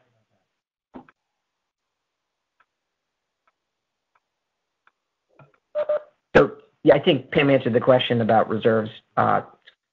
Definitely we could use those as a replacement for revenue, answer to Maury's question. While normally we try not to do a kind of focus too much on one-time money, this is typically the time when you would do that in a downturn like this, especially when you're not quite sure what's going to happen in other areas. The key is just not to make the number so large that it creates a deficit for future years that we really can't climb out of. So at 250, that's a pretty hefty number already. Certainly the reserve levels would support putting additional funds in. I think the question is just how much higher can you really go? And so I think that's my comment on the reserve issue. I have a question for both Pam and Avi about some of the comments that I've seen coming from the rest of our committee with regard to timing. I think Annie sums it up pretty well. So we don't know the impact of state budgets yet. We don't know if and when we'll have town meetings. If we go to July with the 1/12 budgets, do we even have to decide now? And I don't know if tonight is the night, we were planning on a vote of some sort or just a discussion, but I think Annie raises a very important point. Timing on this. Why can't we wait a little while?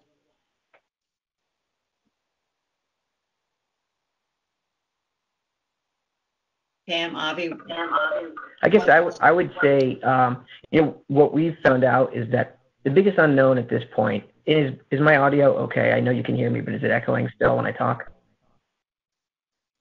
Oh, no. Good. okay, sorry about that. So the biggest unknown at this point really is the state aid and any cuts to federal aid that might come with it. And in trying to reach out to legislators, what we've heard is don't expect any new information for quite some. So I think we have to figure out how we want to go into the next fiscal year, knowing that that's kind of an unknown. And I think that's where Pam's options are out there. I don't expect that we're going to get a lot of new information really anytime soon, which is unfortunate. However, what is going to happen soon is one of two things. Either the two towns are going to hold their annual town meetings in some capacity in June, in which case we want to have, quote unquote, the right budget in front of the town members. And that's kind of what school committee and Pam and I need to work on coming together on what is that right budget. And two, in the event that those meetings don't happen, we go into the 1/12 scenario. And so we have to be prepared for both options regardless. As for timing, I think from what I understand in working with local town members, they're trying to get everything assembled for the prospect of June town meetings by really 2 to 3 weeks from now. So that's how much time we have. If we have another school committee meeting between now and then maybe we can kind of finalize a couple of proposals. I think maybe at this point, looking for some direction from the school committee would be helpful as we try to work through our next steps and do some scenario planning. We're going to be having to do that scenario planning regardless because of the fact that we don't know what's happening with state aid and we don't know what's happening with the town meetings, but having the school committee's direction in the meantime is helpful.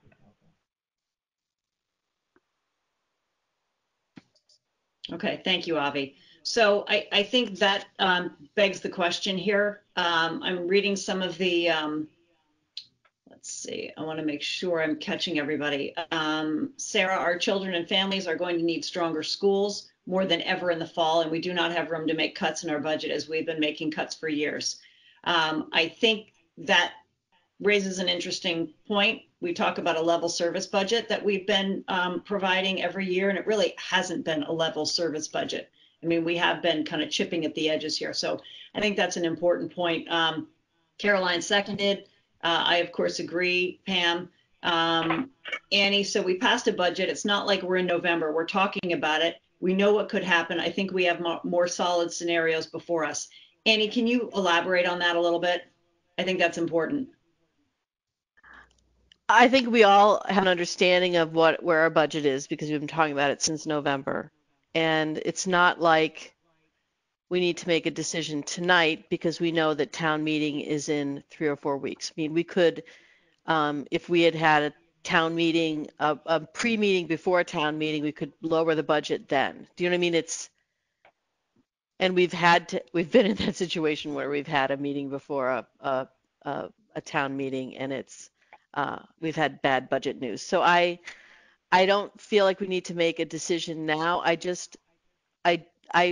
I'm at two places here. I want to support our towns because I know that they're doing really important hard work to manage their budgets, but we're also already borrowing $250 from our reserve funds, which was a compromise. I mean, it was not an easy discussion to get there, and $250 is significant ground to make up. So I see both sides of this. I just would love to see some more scenarios and kind of when is the trigger. I guess that's an important piece for us to see as well, Pam and Avi, when we come up with these scenarios is when is the trigger that we need to make a decision and go forward. So and that's all I got. It's Caroline. Can I jump in? Annie, I hear you when you say we want to be partners with our towns, and we sure as heck have been partners with both of our towns for the past 9 years. If we do not agree to cut the 150, the 240 total, that does not mean we are not being partners. As I said earlier, we are in no position to do it. And what I'm hearing from this conversation is It sounds like Manchester wants to know, can we do it or can't we do it? And I think we need to draw a hard line and just say, hey, we can't. I agree with what you're saying. I mean, I get it. We have been good partners. And I don't know if 150 is, does it have to be 150? Maybe it's a portion of that. So we do have savings. And to put Pam and Avi through, and I know it's, it's your job, both of you, but to make you jump through more hoops to where we've gotten already. We cannot, if we do this, we are cutting teachers. And I thought as a committee, we all agreed we are not doing that. Okay, so can I respond to that? There may be a situation that we have to go through this exercise anyway. Do you know what I mean? There may be such drastic financial news that we have no choice. So yes, so let's do that then. But you still have to look at what the scenarios are. I mean, they still have to entertain that possibility. Does that make sense? Even if it's it does. I agree to disagree. No, I'm saying even if the cut is coming from town pressure, you may be coming from the state. We're still going to have to decide where we're going to go with this, because if we are at a situation where we're going to have to borrow, 200 or whatever from reserves, I don't know if I'm in support of going that far into that. Well, I think, let me just jump in. I think if we were to commit to cutting something now, I'm going to paraphrase from Ken. It's basically preemptively tying one hand behind our back so that we lose our flexibility in being able to deal with whatever comes down the road from the feds or the state, and have to make those cuts that you just referenced. We may have to do it anyway, but it may be worse if we tie our hands behind our backs. But I also see the other side too. I want to be a good partner with the towns, and I feel like we have been. So yeah, it's a tough line to follow right now. I know Pam said she had a comment. Pam, why don't you go ahead? Yeah, that was actually Avi, because we both have the district office username. Sorry about that. So a couple things. First, we have to do scenario planning regardless, just because of the fact that we don't know what's going to happen with the state aid, and we don't know what's going to happen with the town meetings, and we might get put into a 1/12 budget scenario despite everyone's best efforts. So I think part of what that does is it allows us to figure out how would we get there. We haven't really done all of that work because it does clearly involve some cutting. That's A. B, I think we have heard from school committee pretty clearly, not just tonight, but in budget season. And I think we heard from the towns as well during the collaborative process during towns that during the budget season that people did not want to put us to the point of cutting program, cutting teachers, and people understood that after a couple of years in a row of barely hitting level services, that we really don't have a lot of room to go. So I think I've been hearing at least that everybody is kind of on the same page there. So I think the question is, what can we do without, to me, what could we do from a modeling standpoint to propose something to the school committee that doesn't necessarily get into deep cuts to the bone through, if we have some type of, way to use something like reserve funding, and if so, how much? Remember that we do have a 2-year plan in place where we are using interest income on the bonds from the Memorial School program that are going into capital funding, which we need. I think everyone agreed back then we didn't want to direct that towards operating, and I think we are still going to have those long-term capital needs, so I'm not suggesting that. However, the benefit of that is it allows us to think about any savings from the current year less as needing to go towards capital infrastructure, because that is starting to get into a better place, and more towards short-term timing changes. As mentioned, we don't want the number to be so high that we can't climb out of it in fiscal 22-23, because then we would just be going back to taxpayers and saying we have a massive structural deficit, and I don't think that that would be recommended. But I think to me the question is how much can we take from any savings this year to direct towards some budgetary adjustments? Plus, there's some items here on the screen that are really minimal pain. Others are a little bit more pain. And I think if we could put together maybe some of the low pain options, that might be a path forward in the short term. Ultimately, the school committee doesn't want us to do any of those things. That's fine. But I think if we do have savings from this year that are beyond what we are directing to capital, I think it would be wise to not double charge for those in the coming fiscal year assessment. And the only thing, the revised healthcare looks like the least painful one, but it really doesn't even get us out of our own reserve use for the current year, right? So if you apply the 120 revision to the healthcare budgeted line, we're now down to 130,000 pushed in from our reserve fund to create a level services scenario for this year. I just don't want us to lose sight of the fact that we're already relying on additional dollars just to close the gap for our preferred budget. So if we go to the 235, we're really doubling our deficit, not knowing what the state is going to come in with. That's my biggest concern. I think it is very simple to do. It's just, changing a couple of lines in the budget to recognize a better outcome than we had anticipated. Deferring small capital, it's basically we're going to either not do it or use reserve funds. So maybe you save 120, but then you take another 60 out of reserve. So we're still using the savings account to just create a workable situation for this year. So I just want to make sure we add any cuts we make to that number already and not forget about it in the background. Okay. So what I'm reading here, and if I understand this correctly, we need to let the towns know what we're doing in the next 2 weeks, probably, right? If we can handle the 150/235.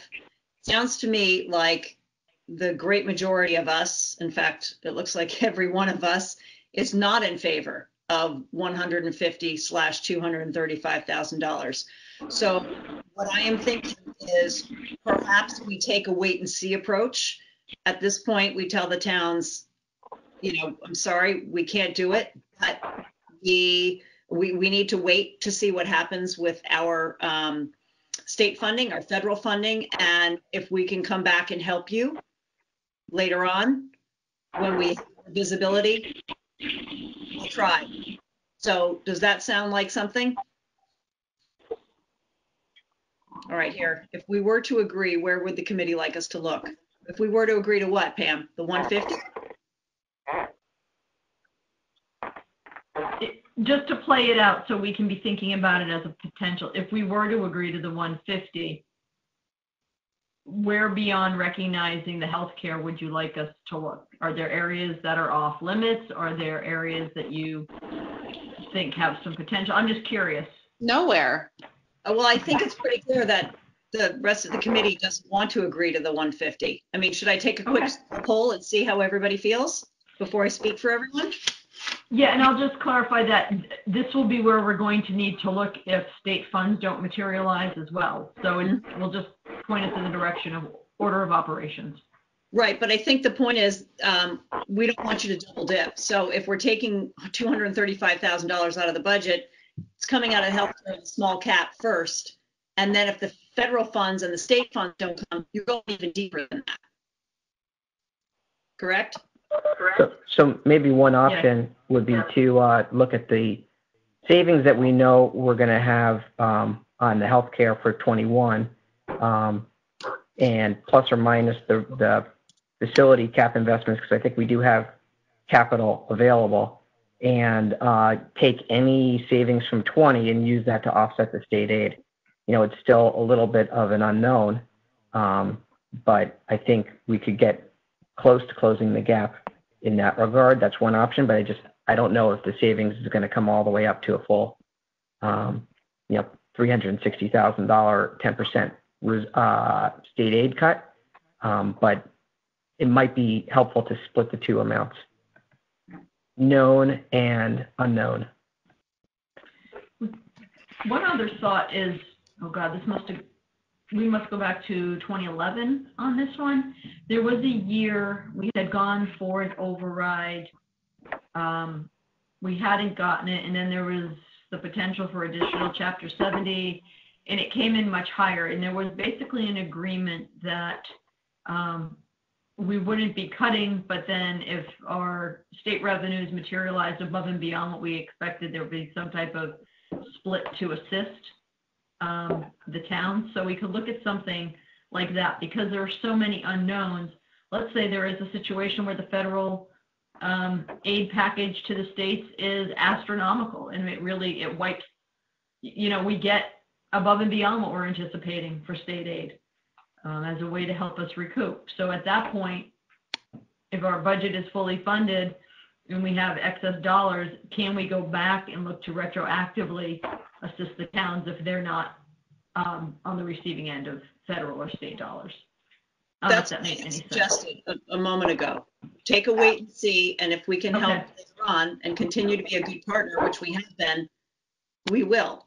But I think at this point, trying to take $235,000 out of our budget now without any idea what state or Fed funding is going to look like, I think is kind of shooting ourselves in the foot, especially when we're looking at a year where we're going to need more resources next year. So that having been said, what I'd like to do quickly is just run down the list and see what everybody thinks about. Give me just a quick, maybe 4 or 5 word thought on where you are on this. So I'm just going to run down the committee so we have kind of a quick straw poll. So Eric, why don't you go first? I agree with what everyone else has said. I don't think we're in a position. Annie?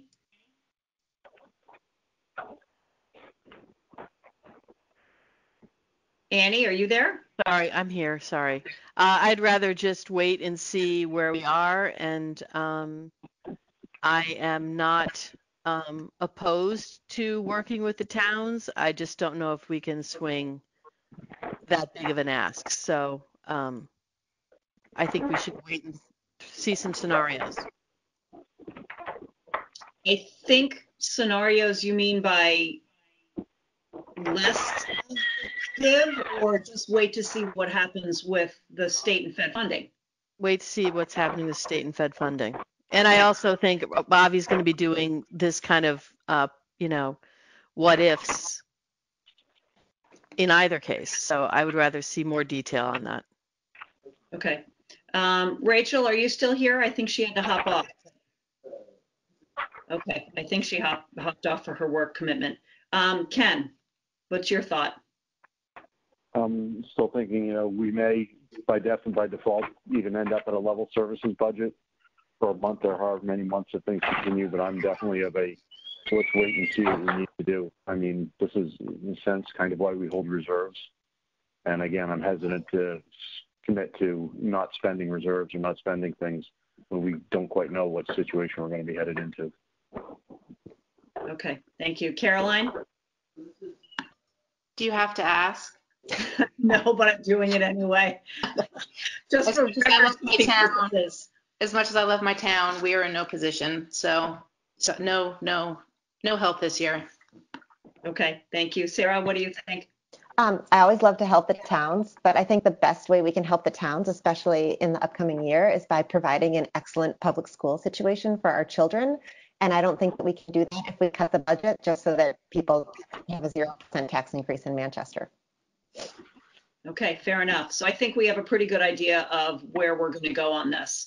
All right. I think we are going to wrap. Pam, can we wrap this conversation? And do we need anything else on this particular? No, I think we have a sense of where everyone's at, and we will just continue to watch and build scenarios and see what we can figure out. We'll plan another update for May 19th, similar to this, hopefully with more knowns. Okay, Thank you. So with that, let's move to the Eagle's Nest. And before we start on that, I would like to preface the discussion by saying we've all just heard about where we are with the budget. So I want everyone to keep that in mind.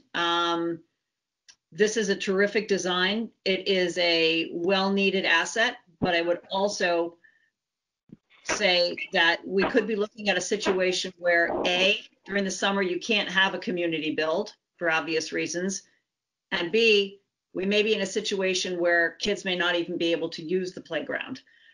So I want to just put that out there and think about this in a manner which is consistent with the conversation we just had.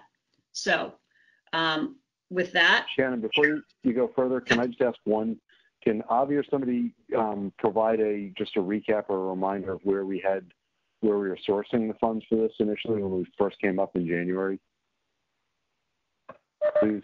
Yep, this is a reserve fund project and as everyone may remember, we started putting money into stabilization at the end of fiscal 19 to the tune of $320,000, and we expect a slightly higher amount at the end of fiscal 20, all related to construction interest on the bonds for the Memorial School project. And as I mentioned before, the goal and objective in collaboration with the towns was to make sure that that money was set aside for various capital projects, of which Eagle's Nest is but one, but an important one. Just before we lose on that, can you comment on the purpose of the stabilization fund and I guess the monies being operational versus capital funding in stabilization?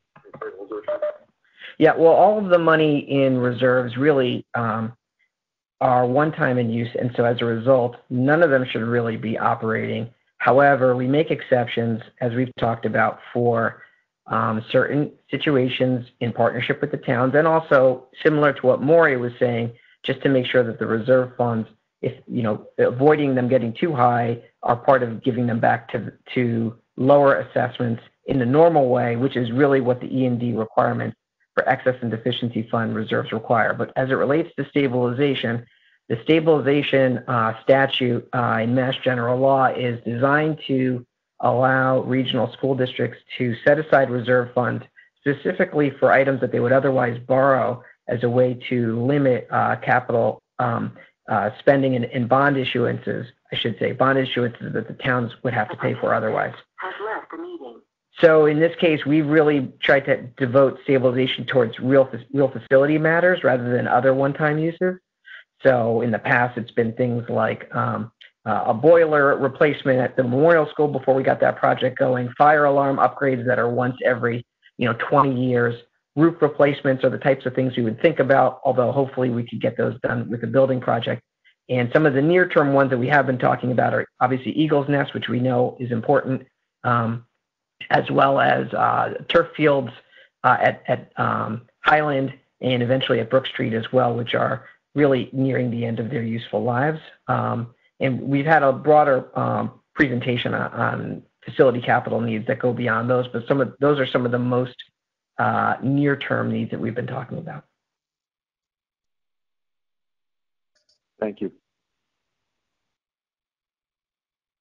Avi, do you want to give us an update on where we are with this? Sure, I can do that. And I know we have a couple members of the working group here, including Jake Foster, Jess Urowitz, Jason Waldron's on the line too. And so, and I know that Jake had presented a summary. So I will give like a 2-sentence just highlight just as a reminder about the budgetary framework, which was that we had approved a $300,000 to $350,000 budget. We came in on budget with $300,000 and were asked to look at $50,000 of value engineering in the event that reserve funds would be needed for other purposes. And so that's what the working group was asked to do. We do need to set aside funds for site work. The working group has been working primarily on structure and port-in-place surfacing. So that's my very brief summary. And if it's okay, maybe Jake, can get into some of the summaries that he's put together for tonight. Thanks, Avi. Jake, if you're on, why don't you go ahead? Great, thank you. Good evening all. So just to, I believe you all have the summary in front of you, so I won't read the bit, but the working group, with the help of Compan, did identify a recommended way to get to the $50,000 reduction. It functionally is the plan that you all discussed at your last meeting by removing that parkour structure. I believe Jason or Pam or Avi have the visual of the revised layout. We do feel that that is a loss in play types and play value, as well as capacity of the playground, and would hope that you can still support the full $300,000 playground. But we understand, given this conversation, what that looks like. I don't have the capacity numbers. Jason may have those since I sent this out. But primarily it is a loss in kind of lateral climbing options, as well as balancing, the kind of things that some of the current elements of Eagle's Nest provide that we wouldn't have without that. One conversation that has come up in thinking about this, and it's come up several times along the way actually, is approximately $35,000 line held by the Essex PTO that was set up many years ago for maintenance of the current structure, of the past structure, which functionally hasn't been tapped since the district took responsibility as a combined school district for the playground. So that sits there. Clearly, that would be a funding source external from the district, and I know there are issues around that. Pam has talked significantly about the equity considerations that need to be considered there. And obviously you all as a school committee would need to weigh into that. That could also be used for some of the surrounding kind of site elements that need to be or that are ideally going to be included in there, like benches, some plantings, some things that are not in quote unquote the playground footprint, but are relatively minor to make it a more usable and nicer experience for all involved there. But it could potentially be used to make up the bit of difference if you do decide on the reduction. It's not obviously the $50,000 bit, so we would still need to think about that extra 15 if we were to go down that road. But it is an option that we'd like you all to at least weigh in on as potential if you have the opportunity to. In terms of timing, Jason can talk more about that, but we are going to need a decision on this playground relatively soon in order to meet the fall timeline. Obviously, whether or not school is going to be in, we're planning on the notion that it will be. And we're trying to meet that fall timeline as was initially laid out when we started this project. And so that we are coming to the time where we need to place the order for these other structures and get those in the pipeline so that they'll be here and installed by the fall. So I think Jason and Avi obviously can talk more about that kind of logistical thing, but that's a quick overview of where we stand. Yeah, thank you, Jake. I think the only other thing I just want to add is, I guess, two things. One, as I mentioned, we're looking at, once we got the scope of work from Compan for what it would involve, they were able to give us also the specifications for getting the site ready. We've talked before about taking down Eagle's Nest at the appropriate time, which is, I think, in the $5,000 to $7,000 range. But then we would also just need to do various site work to make sure the site is level graded, et cetera. And that's not going to be cheap work, but it's also something that I just want to make sure you're aware of the costs. And we're still working on what those numbers were because we just got the scope of work from Compan of what's required. But that will be about, at this point, it's looking around 25,000-ish on top. And so that's not really, I think, too shocking compared to what we expected, which is good news. But obviously that's got to be part of the picture too. So when we, even with the 300,000 and that type of a number, I think we'd still be below the high end of the range. So if we are able to get through without making the value engineering, I think we are coming in line with some of the estimates that we mentioned at the outset of the plan, and recall that those budgetary estimates were based on other comparable projects. So I just want that information to be out there. The other point I did want to make too is that while we do need to put some orders in to make sure that items get ordered, when the construction actually begins is not until the end of summer. And so knowing that there's still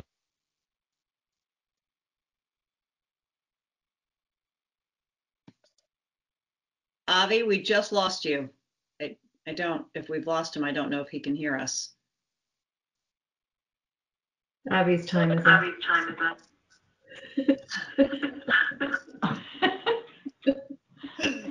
Oh my gosh. I will text him to see if he is. I think the okay. point trying to make, not to speak for him, is that we go ahead with this, order it, but it doesn't necessarily have to be described in the same timeline that the original planning, correct? Hey, sorry everybody, my computer just shut down in the middle of me talking and came back with the echo. So I don't know if you guys were moving on, just letting you know I'm back. No, I was trying to finish your thought for you and I probably didn't do it properly. You were saying that where you cut off, you were saying that when we order it, the construction is actually not till the end of the summer. So finish that thought. Sorry about that. I'm not having the best tech night tonight. So yeah, what I was starting to say is that while we can order now, I think one thing we might have to look at is whether the construction actually begins. I think clearly having a scenario where a new structure is put up and school is not open, and we, you know, if you look at playgrounds in a lot of other communities, they're closed down, roped off, or disassembled. I think that's something that we would obviously want to avoid, but I don't know that that necessarily impacts approving the program at this point, although clearly there's a broader context that we've been talking about all night long, which I know is extremely important regarding budget and reserves. And if I may, to respond to Ken's question, and actually Jason may have more thoughts on this, but from my perspective, it's going if we considered adding the parkour structure later, that would actually be a very difficult process, in part because it would be a whole nother procurement process. You have continuity issues with the surfacing and whatnot. So while it may be possible, I think it would probably be unlikely for quite some time. And then you have potentially a new building coming in, you know, some time after, which would then factor into that later. So my thinking is that it would be unlikely if we did not include that parkour structure now. Thank you, Jake. I just wasn't sure that if the parkour structure wasn't included, if we were still going to just fill that space with blank poured in place or not. But it sounds like we're going to do that. So just to answer that question, maybe slightly differently from the way Jake said it, or maybe I misunderstood. But yes, so the VE option takes away the equipment, but more importantly, the poured in place, because the poured in place is the bigger cost there. So if we take the VE option, we lose them both. And to Jake's point, it is extremely difficult, if not impossible, to come back and do that later. And if you did, it really would be extremely cost ineffective. So if you were just to take the parkour away and build the port in place, you wouldn't save the full 50,000, and you would save less than half of it. Whereas port in place is typically half. At that point, you're removing, because of the fall zones, even more. So I think that I agree with what Jake said about the viability of coming back later. That's fair. I know that we sized the playground for a certain quantity of students. I just want to make sure that we're not ending up with a playground that's usable by 2/3 of the kids that'll be there, and the other third has to stand by the side. So Yeah, and hey guys, it's Jason. So kind of just two quick points. So again, on the port in place, since we're losing that parkour, again, as Abby said, we're losing the port in place. To go back and add port in place is very difficult on an existing port in place structure, if that makes sense. So that's very difficult. It's usually, or it's always just kind of all done at once. There's some seam issues, tripping issues. If you kind of do a section port in place and then kind of go back and do a section anyway, it's very hard to kind of get those kind of blended. And again, on the capacity, the Compam's still looking at the total capacity of the playground. And that's because of that large structure that it is kind of the first one kind of in the area or in the United States. So they really haven't got the total capacity yet of that main structure. But again, I know they're working towards it. And as soon as I have that, I'll share that with everybody. Thank you, Jason. We've got a couple of questions here. Sarah, I think did that just answer your question? Reasonable size for the number of students without the parkour structure? Yes, okay.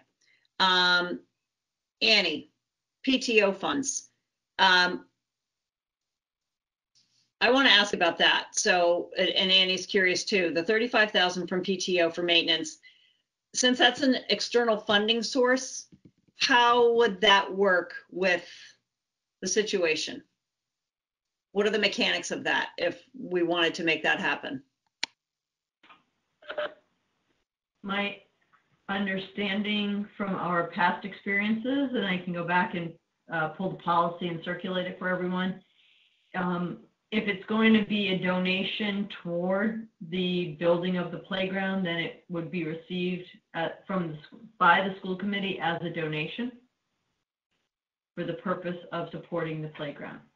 I think poor Jake and the committee has had to listen to me share stories of donations past where they came in for a specific thing at one particular school. The committee has in the past refused them until there was something equivalent in both schools. I think about the issue around the installation of the speaker systems in all of the classrooms as a prime example. So that may just be history, and we may be in a different place now, but in the past, that has been an issue with donations. The donations typically, we're looking for them to be district-wide and not for any one particular thing. When you think about how we do fundraising for athletics, we don't let people fundraise for one particular sport. It has to be for the broader program. So I think if we're going in that direction, it may have a very simple solution, but we should pull the policy, and the school committee is going to have to deliberate on whether or not they will accept it. Okay. Annie has a comment she wants to make. Hi. So I was PTO president many, many, many years ago and ran the auction many, many years ago. And we were very, very careful about raising the money for for the Eagle's Nest and for maintaining that Eagle's Nest. And so this is an unusual situation. And we are building 3 playgrounds at the Memorial School. We, at this point, are not making any cuts there. And I don't think that this is, an unreasonable thing for us to take money that was raised for this purpose and use it to get the thing that we all said a month ago was the right fit for the elementary school. So I just don't think this is a stretch. I see this as the same sort of gift we would get for a memorial garden or something like we accept those gifts. And I just think that we're in an unusual situation. There's money there. I don't know why we wouldn't avail ourselves of it because the PTO raised the money for this. They want you to use this money. So I'm going to tell you something. We work hard on PTO to raise money, and I don't think that's a bad idea to take this money. I think it's a very good idea. And I'll shut up. And all I'm going to do is be keeper of the history and just share an example. I really don't have any issue with the concept, but using that process, money raised for an explicit purpose by a support group, following that chain of thinking, the Memorial PTO could raise money for an enrichment program to benefit the students of Memorial School, and then donate that money to build something there explicitly. But what if that money were raised prior to the inception of the policy, which I think is the case right now? I just know we've lived through decisions in the past that broke a different way. So if you guys want to change course and it aligns with the policy, that's fine. I think we just need to be prepared that that logic can be used again in the future to support other things. And I will be right there to clarify our position when that comes up. Okay? So appreciate that, Annie. I don't think you're going to get much argument from the school committee on that. And I understand where you're going, Pam, about sort of the letter of the law. But I think this money was raised before the inception of that policy, and I think it should get kind of grandfathered, if that's the correct term. I want to move back a little bit. Caroline, an unpopular question. I know Essex showed up for Manchester in the Memorial Building vote, but is it still reasonable for us to be rushing to get this playground ordered when we don't even know what school will look like next year, if the kids will even be able to play on it? Does it make any sense to wait until maybe late in the fall or early winter to order once we know what school will look like and what our budget looks like? I think that's very important, and I want to discuss this. I want to kind of investigate this because I think we all know what the reality is, and this project is a layup. In a perfect world, it's a layup. No need to discuss it. But I think we're now no longer in a perfect world, and I think there are some optics at play, and optics sometimes aren't reality, but I'm just going to throw it out there. We have just told the towns that we can't help them, but then the optics are that we're building a playground. And I understand the difference with stabilization and where the funds are coming from, but I think it is an important conversation, and I think we have to have it. So with that said, I think Ken also has a comment here. I agree. I also have a hard time reconciling cuts to the scope of this work with the investment we're allowing to proceed with Manchester and the playground there.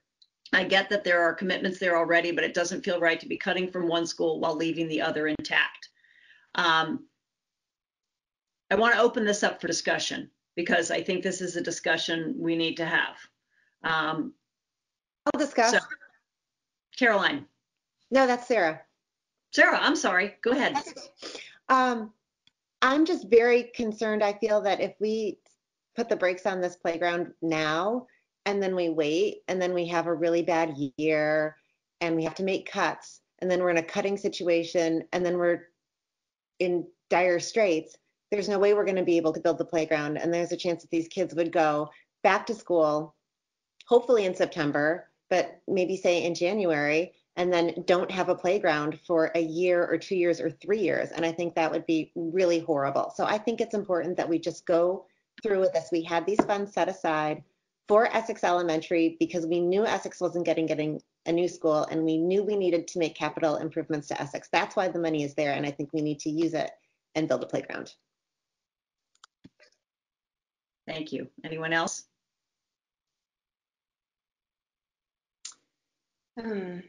Crickets. I'd like to say something if it's okay. This is Jess. Jess, yeah, go ahead. If it's okay? Yeah, go ahead. Yeah. So I also, along with Annie, was the president of the PTO for many years, and I was one of the caretakers of that fund and helped to add to it along the way.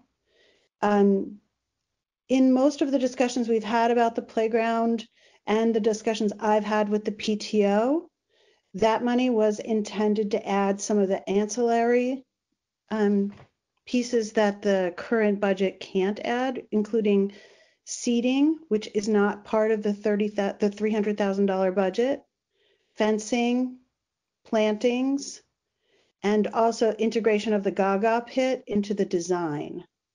There's also some other issues around the flooding in the grassy area in front of the playground. So those pieces will also need to be addressed, and I'm not sure that the PTO funds are the best choice for the playground itself. That's it. Thank you. Shannon, So can we comment to what I add on? I was just throwing that question out there. I think the memorial project, for me, you really can't compare the two at this point. That project is already, all the way baked on the road. For me, recess is part of the curriculum almost. Recess is it's so important for the kids. So I don't think that we would, as a school committee or as a district, ever say we're not going to build those playgrounds for 2 or 3 years. I'm simply just saying, would it make sense for us as a committee just to put it on hold for right now? Earlier we were talking about, is the sky going to be falling for our budgets? I just feel that we need to consider, why are we building this if we might not even be able to use it next year? Memorial is a building that those kids are going to go in, be educated, and the playgrounds are part of that project right now. So that's the only reason why I was throwing that out there. I'm not saying to put a kibosh on it forever, but I don't think kids are going to be playing outside come September. So I just feel funny approving this project at this point. That's my only my concern. Caroline, Thank you, this is Caroline. Ken. I just want to say I appreciate your comment there, and I guess if we're on principle looking to save money and avoid the spend, I would ask what the options are for putting the memorial on hold the memorial playground on hold at the same time, just again in the interest of keeping things balanced. Is it even possible? I have no idea. Memorial Playground isn't due, I believe, until the summer of 22. Yeah, they're not going to have anything to play. They're without a playground for foreseeable future. Yeah, so they would be equal.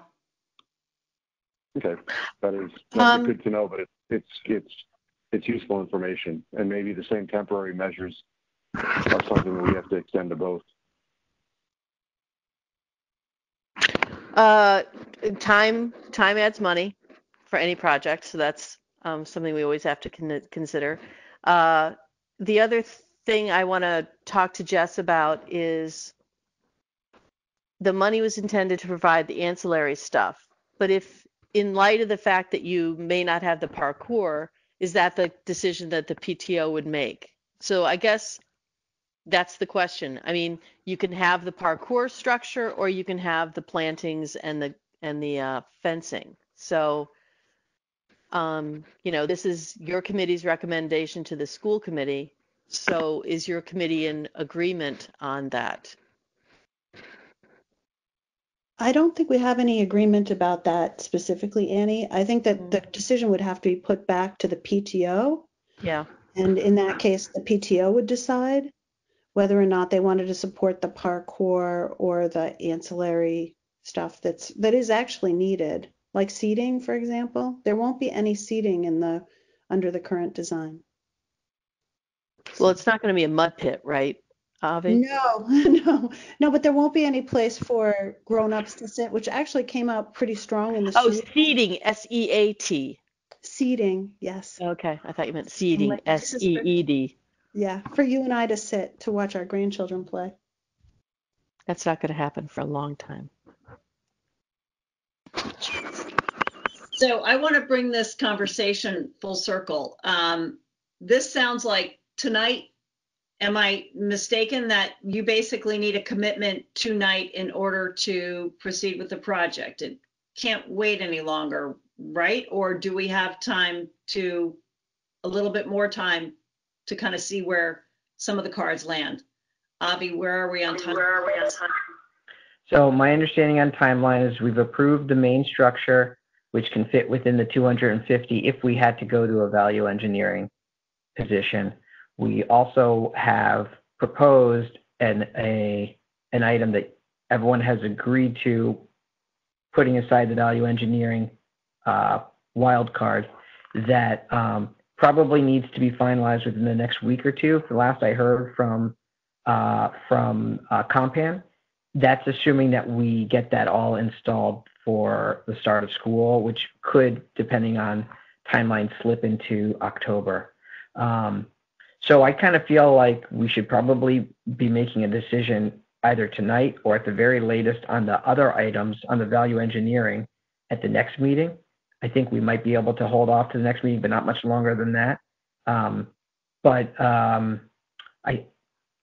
don't know what's going to change between now and then on any of our information. I think all of the things that are creating uncertainty for our general budget and for this funding as well are, just part of an uncertainty that I think we're going to be in. It's kind of the new normal for the next, 6 to 9 months. So my inclination personally is to make a decision, and if we need to delay construction but not approval, that might be a way to split the middle so we don't have a structure standing up there that no one can play on.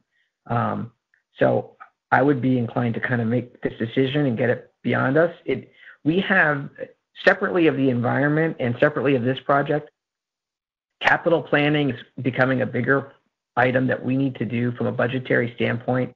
We've been trying to move in that direction. We had a presentation on it. We've been talking about our reserve funds. We've been moving money into reserves. We've been talking about the need to replace turf fields. That's going to at some point be a safety issue. Not just yet, but it's going to be at some point. The Eagle's Nest came down because of a safety issue. So I think these items are, at whatever level we can agree to spend, are basically basic operations of our district. So I would like to see us moving towards a place where we're doing the basic operations, in routine course. I understand that we have to figure out what the right number is, and I think I have that feeling more than anybody here because I'm the person who has to come up with the numbers. But I would like to see us kind of make capital decisions in a more routine fashion. I think this is a great way to start. The only other thing I would say regarding decide with number, which is really more committee decision. You're breaking up a little bit. Sorry? You're breaking up a little bit. Sorry. Any better? Hello? Not really. Oh. Keep trying. Can you hear me now? Yeah, we can hear you a little bit. All right. Is that any better? Yes. All right. I'm sorry. The only other thing I was going to say is that we have been talking all along about knowing that with the Memorial School, we are going to have certain areas of investment at Essex Elementary. We've been doing things to extend the life of the. We've also about area we know to have some level of experience, and technology has been one. We've talked down the road about looking at the security plans, and to some extent the play environment is going to be one as. I think we lost you a little bit there at the end, but we got the basic gist. So what would be the possibility of going ahead with the project, ordering the items, and then maybe waiting on the actual installation so that we've committed to the project, but the actual installation we might be able to push off maybe till the spring? What I'm worried about, and I'll be very honest, Caroline, I'm sort of in the same general area as you. I am worried about the optics of this. I am worried about what I just said. We have told the towns we cannot support their ask at this point. We would like to take a wait and see. My worry is that we say that and then the shovels hit the ground in the late summer and all hell breaks loose. And we're seen as not good partners. I mean, I understand the mechanics of the whole thing and where the money comes from, but I just want to put that out there. What is the possibility of doing that? Going ahead with the project, but not actually the installation until we get visibility on whether or not we can use it. Avi, what can we do that? What can we do that? Yeah, we've been talking a little bit about that.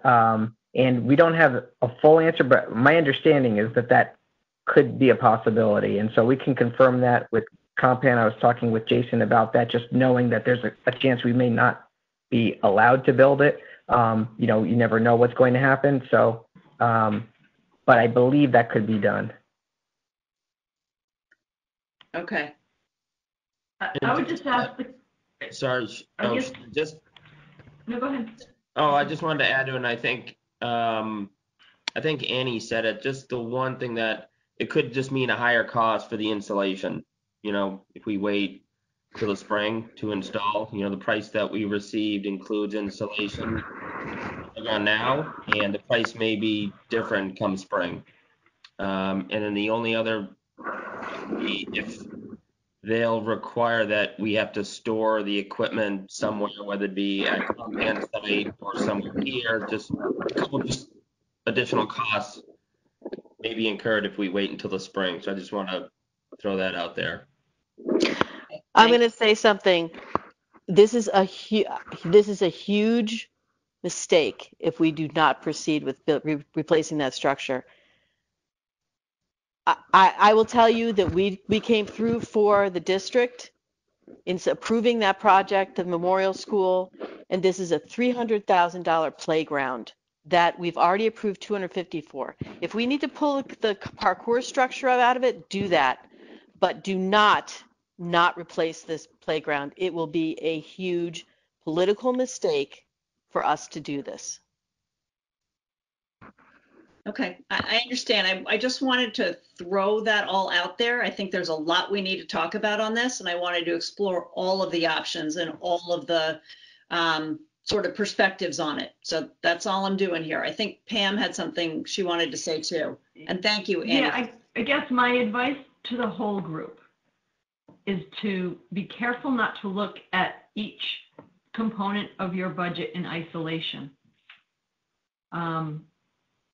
I'm a big proponent. I was a big proponent of a fast timeline to get the playground up and running in the fall. I do think you have many, many unknowns heading your way in terms of decision making, in terms of making ends meet. I think you could be having significant conversations in the summer about staffing reductions and potentially a worse forecast than we're looking at now. We could also have a great turnaround, and we could be on the upswing and getting ready to go back to school. I would just say be cautious, but don't look at things in discrete boxes. Look at your budget across the board and look at where you may need resources multiple years down the line. I think it's a horrible situation to be in, but I think looking at this as one discrete political issue or issue that affects only one town right now is difficult if we are looking at $1 million in reductions overall to our operation, potentially over the summer. So that's my only caution. I think it's important. I think it needs to be on the docket. I think it needs to go forward. But I think there are a lot of things that should be going forward that we may have to make some very difficult decisions about in the next couple of months. And I just don't know what they are yet to say with any certainty that we should approve one thing over the other. And Shannon, I just want to point out, I don't care about the optics of this. I want to do what's best for the district. My only concern is if we spend this money, we put it up and we can't use it in the fall. To me, that seems a little bit silly. And I would rather use that money for, like, can we swap it out for a different capital expenditure that Essex might be needing that they can use immediately at the ready? That's my only point. Okay. But we should probably move on. Thank you. Just to clarify, the optics I meant were really more longer term. You know, if we have to go back to the towns and we have to ask for help in the future, that is also for the good of the district. So it's all, you know, a large conversation, and it's all interrelated. So I'm not quite sure where to go with this. Mm-hmm. And I appreciate what Pam and Caroline's points are. I guess I'm interpreting some of what Pam has said as I would be fine with if we have a principle that we say we are prioritizing instruction over capital, or we are prioritizing a general bucket or use of funds. I would be fine with that. I just have a concern about discreetly kind of picking small winners on a instinctive, oh, here's what we're learning right now basis. So that's just my closing thought is if we establish principles by which we'll save money, I'm fine executing to those, and those may be difficult choices. But I don't want to discreetly just pick off things in the time order that come up. I don't think we're picking off things. I think my point is that we're looking at the larger picture, and we may have to prioritize, program over capital. That's all I'm saying. So, again, I'm not quite sure where we are with this. Do we want to take a vote tonight? How does everybody feel about voting, or do we want to wait till our next school committee meeting to see what, if any, cards continue to fall?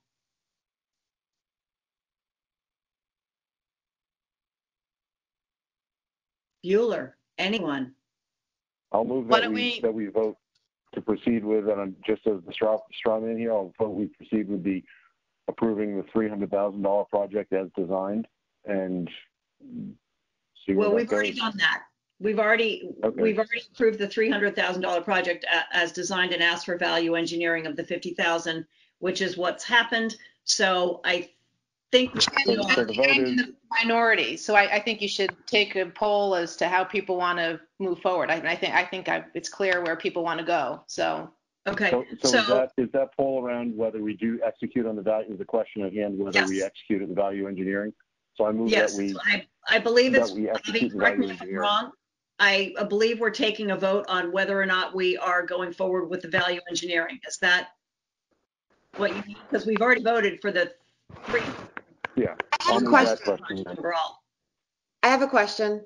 Sarah. If we vote to go forward with the value engineering, which means that we're reducing the project, what if the PTO then decides that they want to apply their money? Can we put that back into it? We can make that part of the motion, can't we? So I could move to say we accept the VE proposal. I think that might have to be, PTO does not approve the 35K. I think that might have to be two separate votes. I think we have to vote on the project itself and, going forward with the value engineering, and then we have to vote a separate vote to say we will accept the Essex PTO donation. I think you would have to do the Essex PTO donation in a separate meeting because you still don't even know if they would give it to you. Yeah, that's what I'm saying. So you would do tonight. So I'm going to make a motion that we accept the VE proposal for $250K, which takes the parkour structure out of the mix. Okay. Do I have thank you for that motion. Do I have a second? Wait, hold on. Before we move ahead, we've got a question from either Avi or Pam. Did someone second it?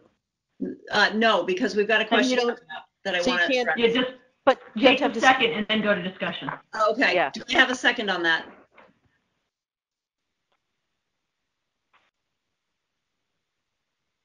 So there you go. You got your answer. Okay. So we have no motion to accept the value engineering piece. Okay, the question.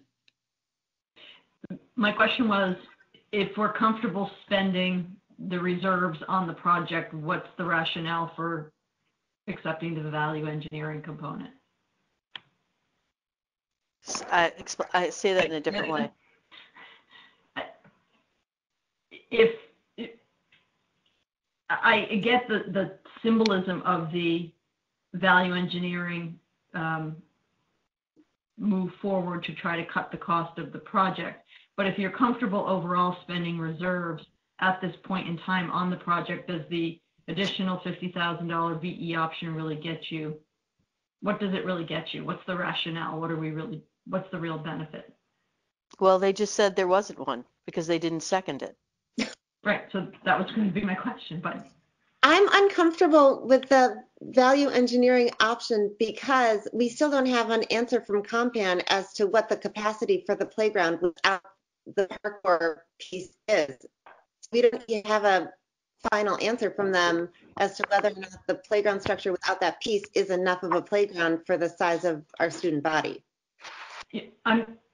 I'm in agreement. It doesn't seem like we're gaining very much from the value engineered option. So it was just a question. Okay, so right now we're at 300K until we make a different decision. Are we going to revisit this in the next meeting? I don't think so. Make another motion?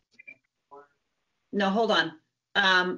If we're not discussing the value engineering piece, I don't really see why we would be revisiting this in 2 weeks. Correct? I think the only other motion now is with regard to the PTO funds. But we can't make a motion on funds that we don't control. So we would have to get something from them, right? That says, hey. Okay. Okay. Ken, I'm all a quiver. What do you got?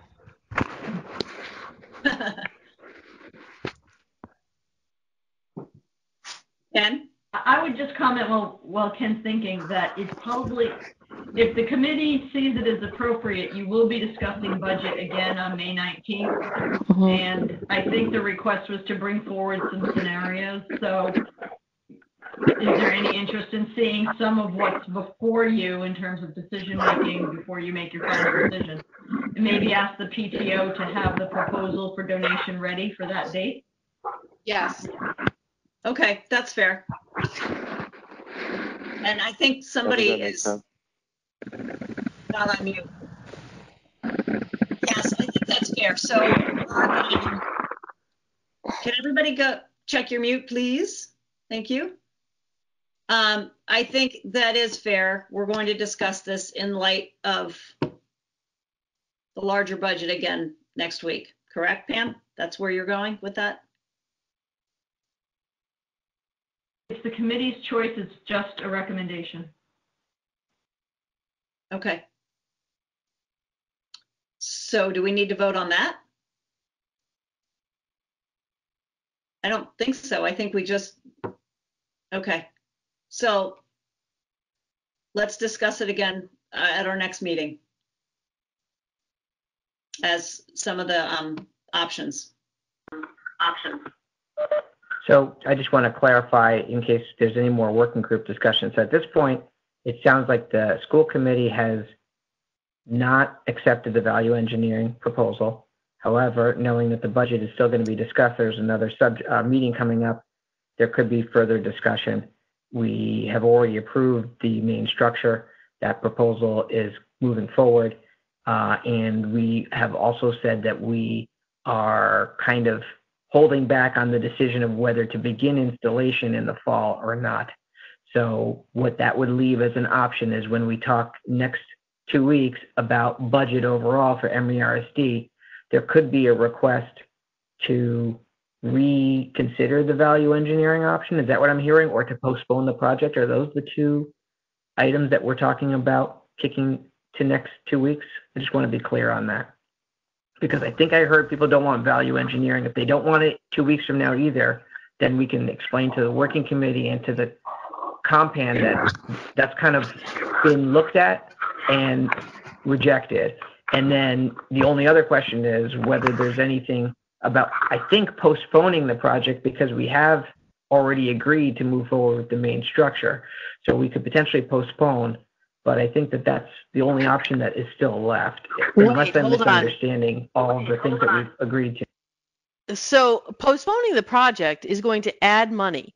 You're going to have to store the stuff that you just ordered, and you're going to get a higher cost in labor because you have escalation costs. So you're going to be spending more money on stuff that's not even, you don't get a return on it. It's not even fun stuff. So I don't think postponing is the way to go. If we can get this damn thing built and the kids aren't there in September, then maybe they have a little more time to build it, but I don't think you postpone the build. That is just adding cost. Delay adds cost. I agree with what Sarah just wrote down. I think we need to find that information out from Compan. what Yeah, postponing would do. I think we've got two very significant questions we need answered by Compan.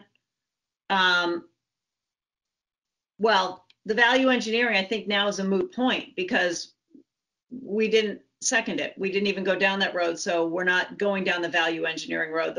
The playground is as it was presented. Yes, seems. But I think it begs the question, we should find out from Compan what postponing it for a few months would do. Do we know that for sure? We can ask for an estimate on that item, but they're not going to know for sure what a quote for labor is going to be. It's like what is the future market of construction costs? You know, that's kind of a big unknown. So yeah, we could find out what storage costs might be, but we're not going to know what the construction costs, how those will change. I would be surprised if they would change drastically, but I think Annie's right. The storage would be there. I just want to clarify, I'm not recommending that we postpone. I'm trying to make sense of what I'm hearing tonight. And so I think what I heard was, one, no to value engineering. Correct me if I'm wrong. I'm reminding you all that we did approve the main structure to proceed last time because of lead time, so that's already there. So my only comment was, I think what that leaves, if there's something to be revisited in the next 2 weeks, the only thing that's left to be revisited is a delay of the project, even though people have expressed concerns about that. But I don't believe I've heard a pathway to close down the project because it's already been approved and we already have told Compan that we want to move forward, and we also are saying we don't want the value engineering. So I guess before we leave tonight's meeting, I want to make sure that we're all on the same page about what we're saying. Yes, you synopsized it well. It's confusing. I think we're all confused, but we have approved the project. We're moving forward without the value engineering, so we're moving forward with the whole project. But I think what we'd like you to do is investigate whatever you can with regard to delaying the project into the spring. I think that's where we are. Understood. There are costs associated. There finite costs that they can give us for the storage and so on and so forth. You know, what building costs will be next spring, who knows? But I think if we can get a handle on some of the finite costs, if some of those finite costs seem outrageous, then knowing what building escalation costs would be won't really matter if it's going to be $1 million to store the damn thing. So why don't we go ahead with that? Why don't we move forward with that? See what you can find out, if anything, from them, and we will discuss. We'll wrap it up at the next meeting. So. Sounds good. And we'll also get the information about capacity, which was requested as well. Yes. And if there's any new information that people can bring to us about the PTO, you know, it'd be interesting to hear what that is. But at this point, that's kind of out of our realm. But thank you for summarizing or allowing. I don't know if I did it any justice. Anyway, so let's wrap that. And I will open it to school committee comment if anybody's got any. Oh, and I want to thank Jake and Jess for all the work that they've done on this, and Ken, all the work. And I'm sorry this has been so confusing. We are in, dare I say, unprecedented times. So thank you very much. It is appreciated. This is a project that does need to go forward. We all recognize that. I think we're all just trying to figure out how it all plays out. Excuse the pun. Anyway, and thank you to Eric and Compan as well. With that, I'm going to open it up to school committee for any school committee comment. Okay. No, I have a comment. I'm sorry. Go ahead, Sarah. Because it's almost 9. I'm really uncomfortable spending this money, but I think we really, really need a playground. So this is just a very hard decision. Yeah. But I think the kids really need a playground in town, whether they're school or not. So yeah, well, hopefully there will be school. Let's all cross our fingers. So with that having been said, do I have a motion to adjourn? Nobody wants to go? Do I have a motion to adjourn? Warnock moves to adjourn. Okay. Do I have a second? Second. Okay. That's Eric, I think. All right. All in favor? Aye. Aye. Okay. We are adjourned. Thank you very much, everyone. Have a good evening.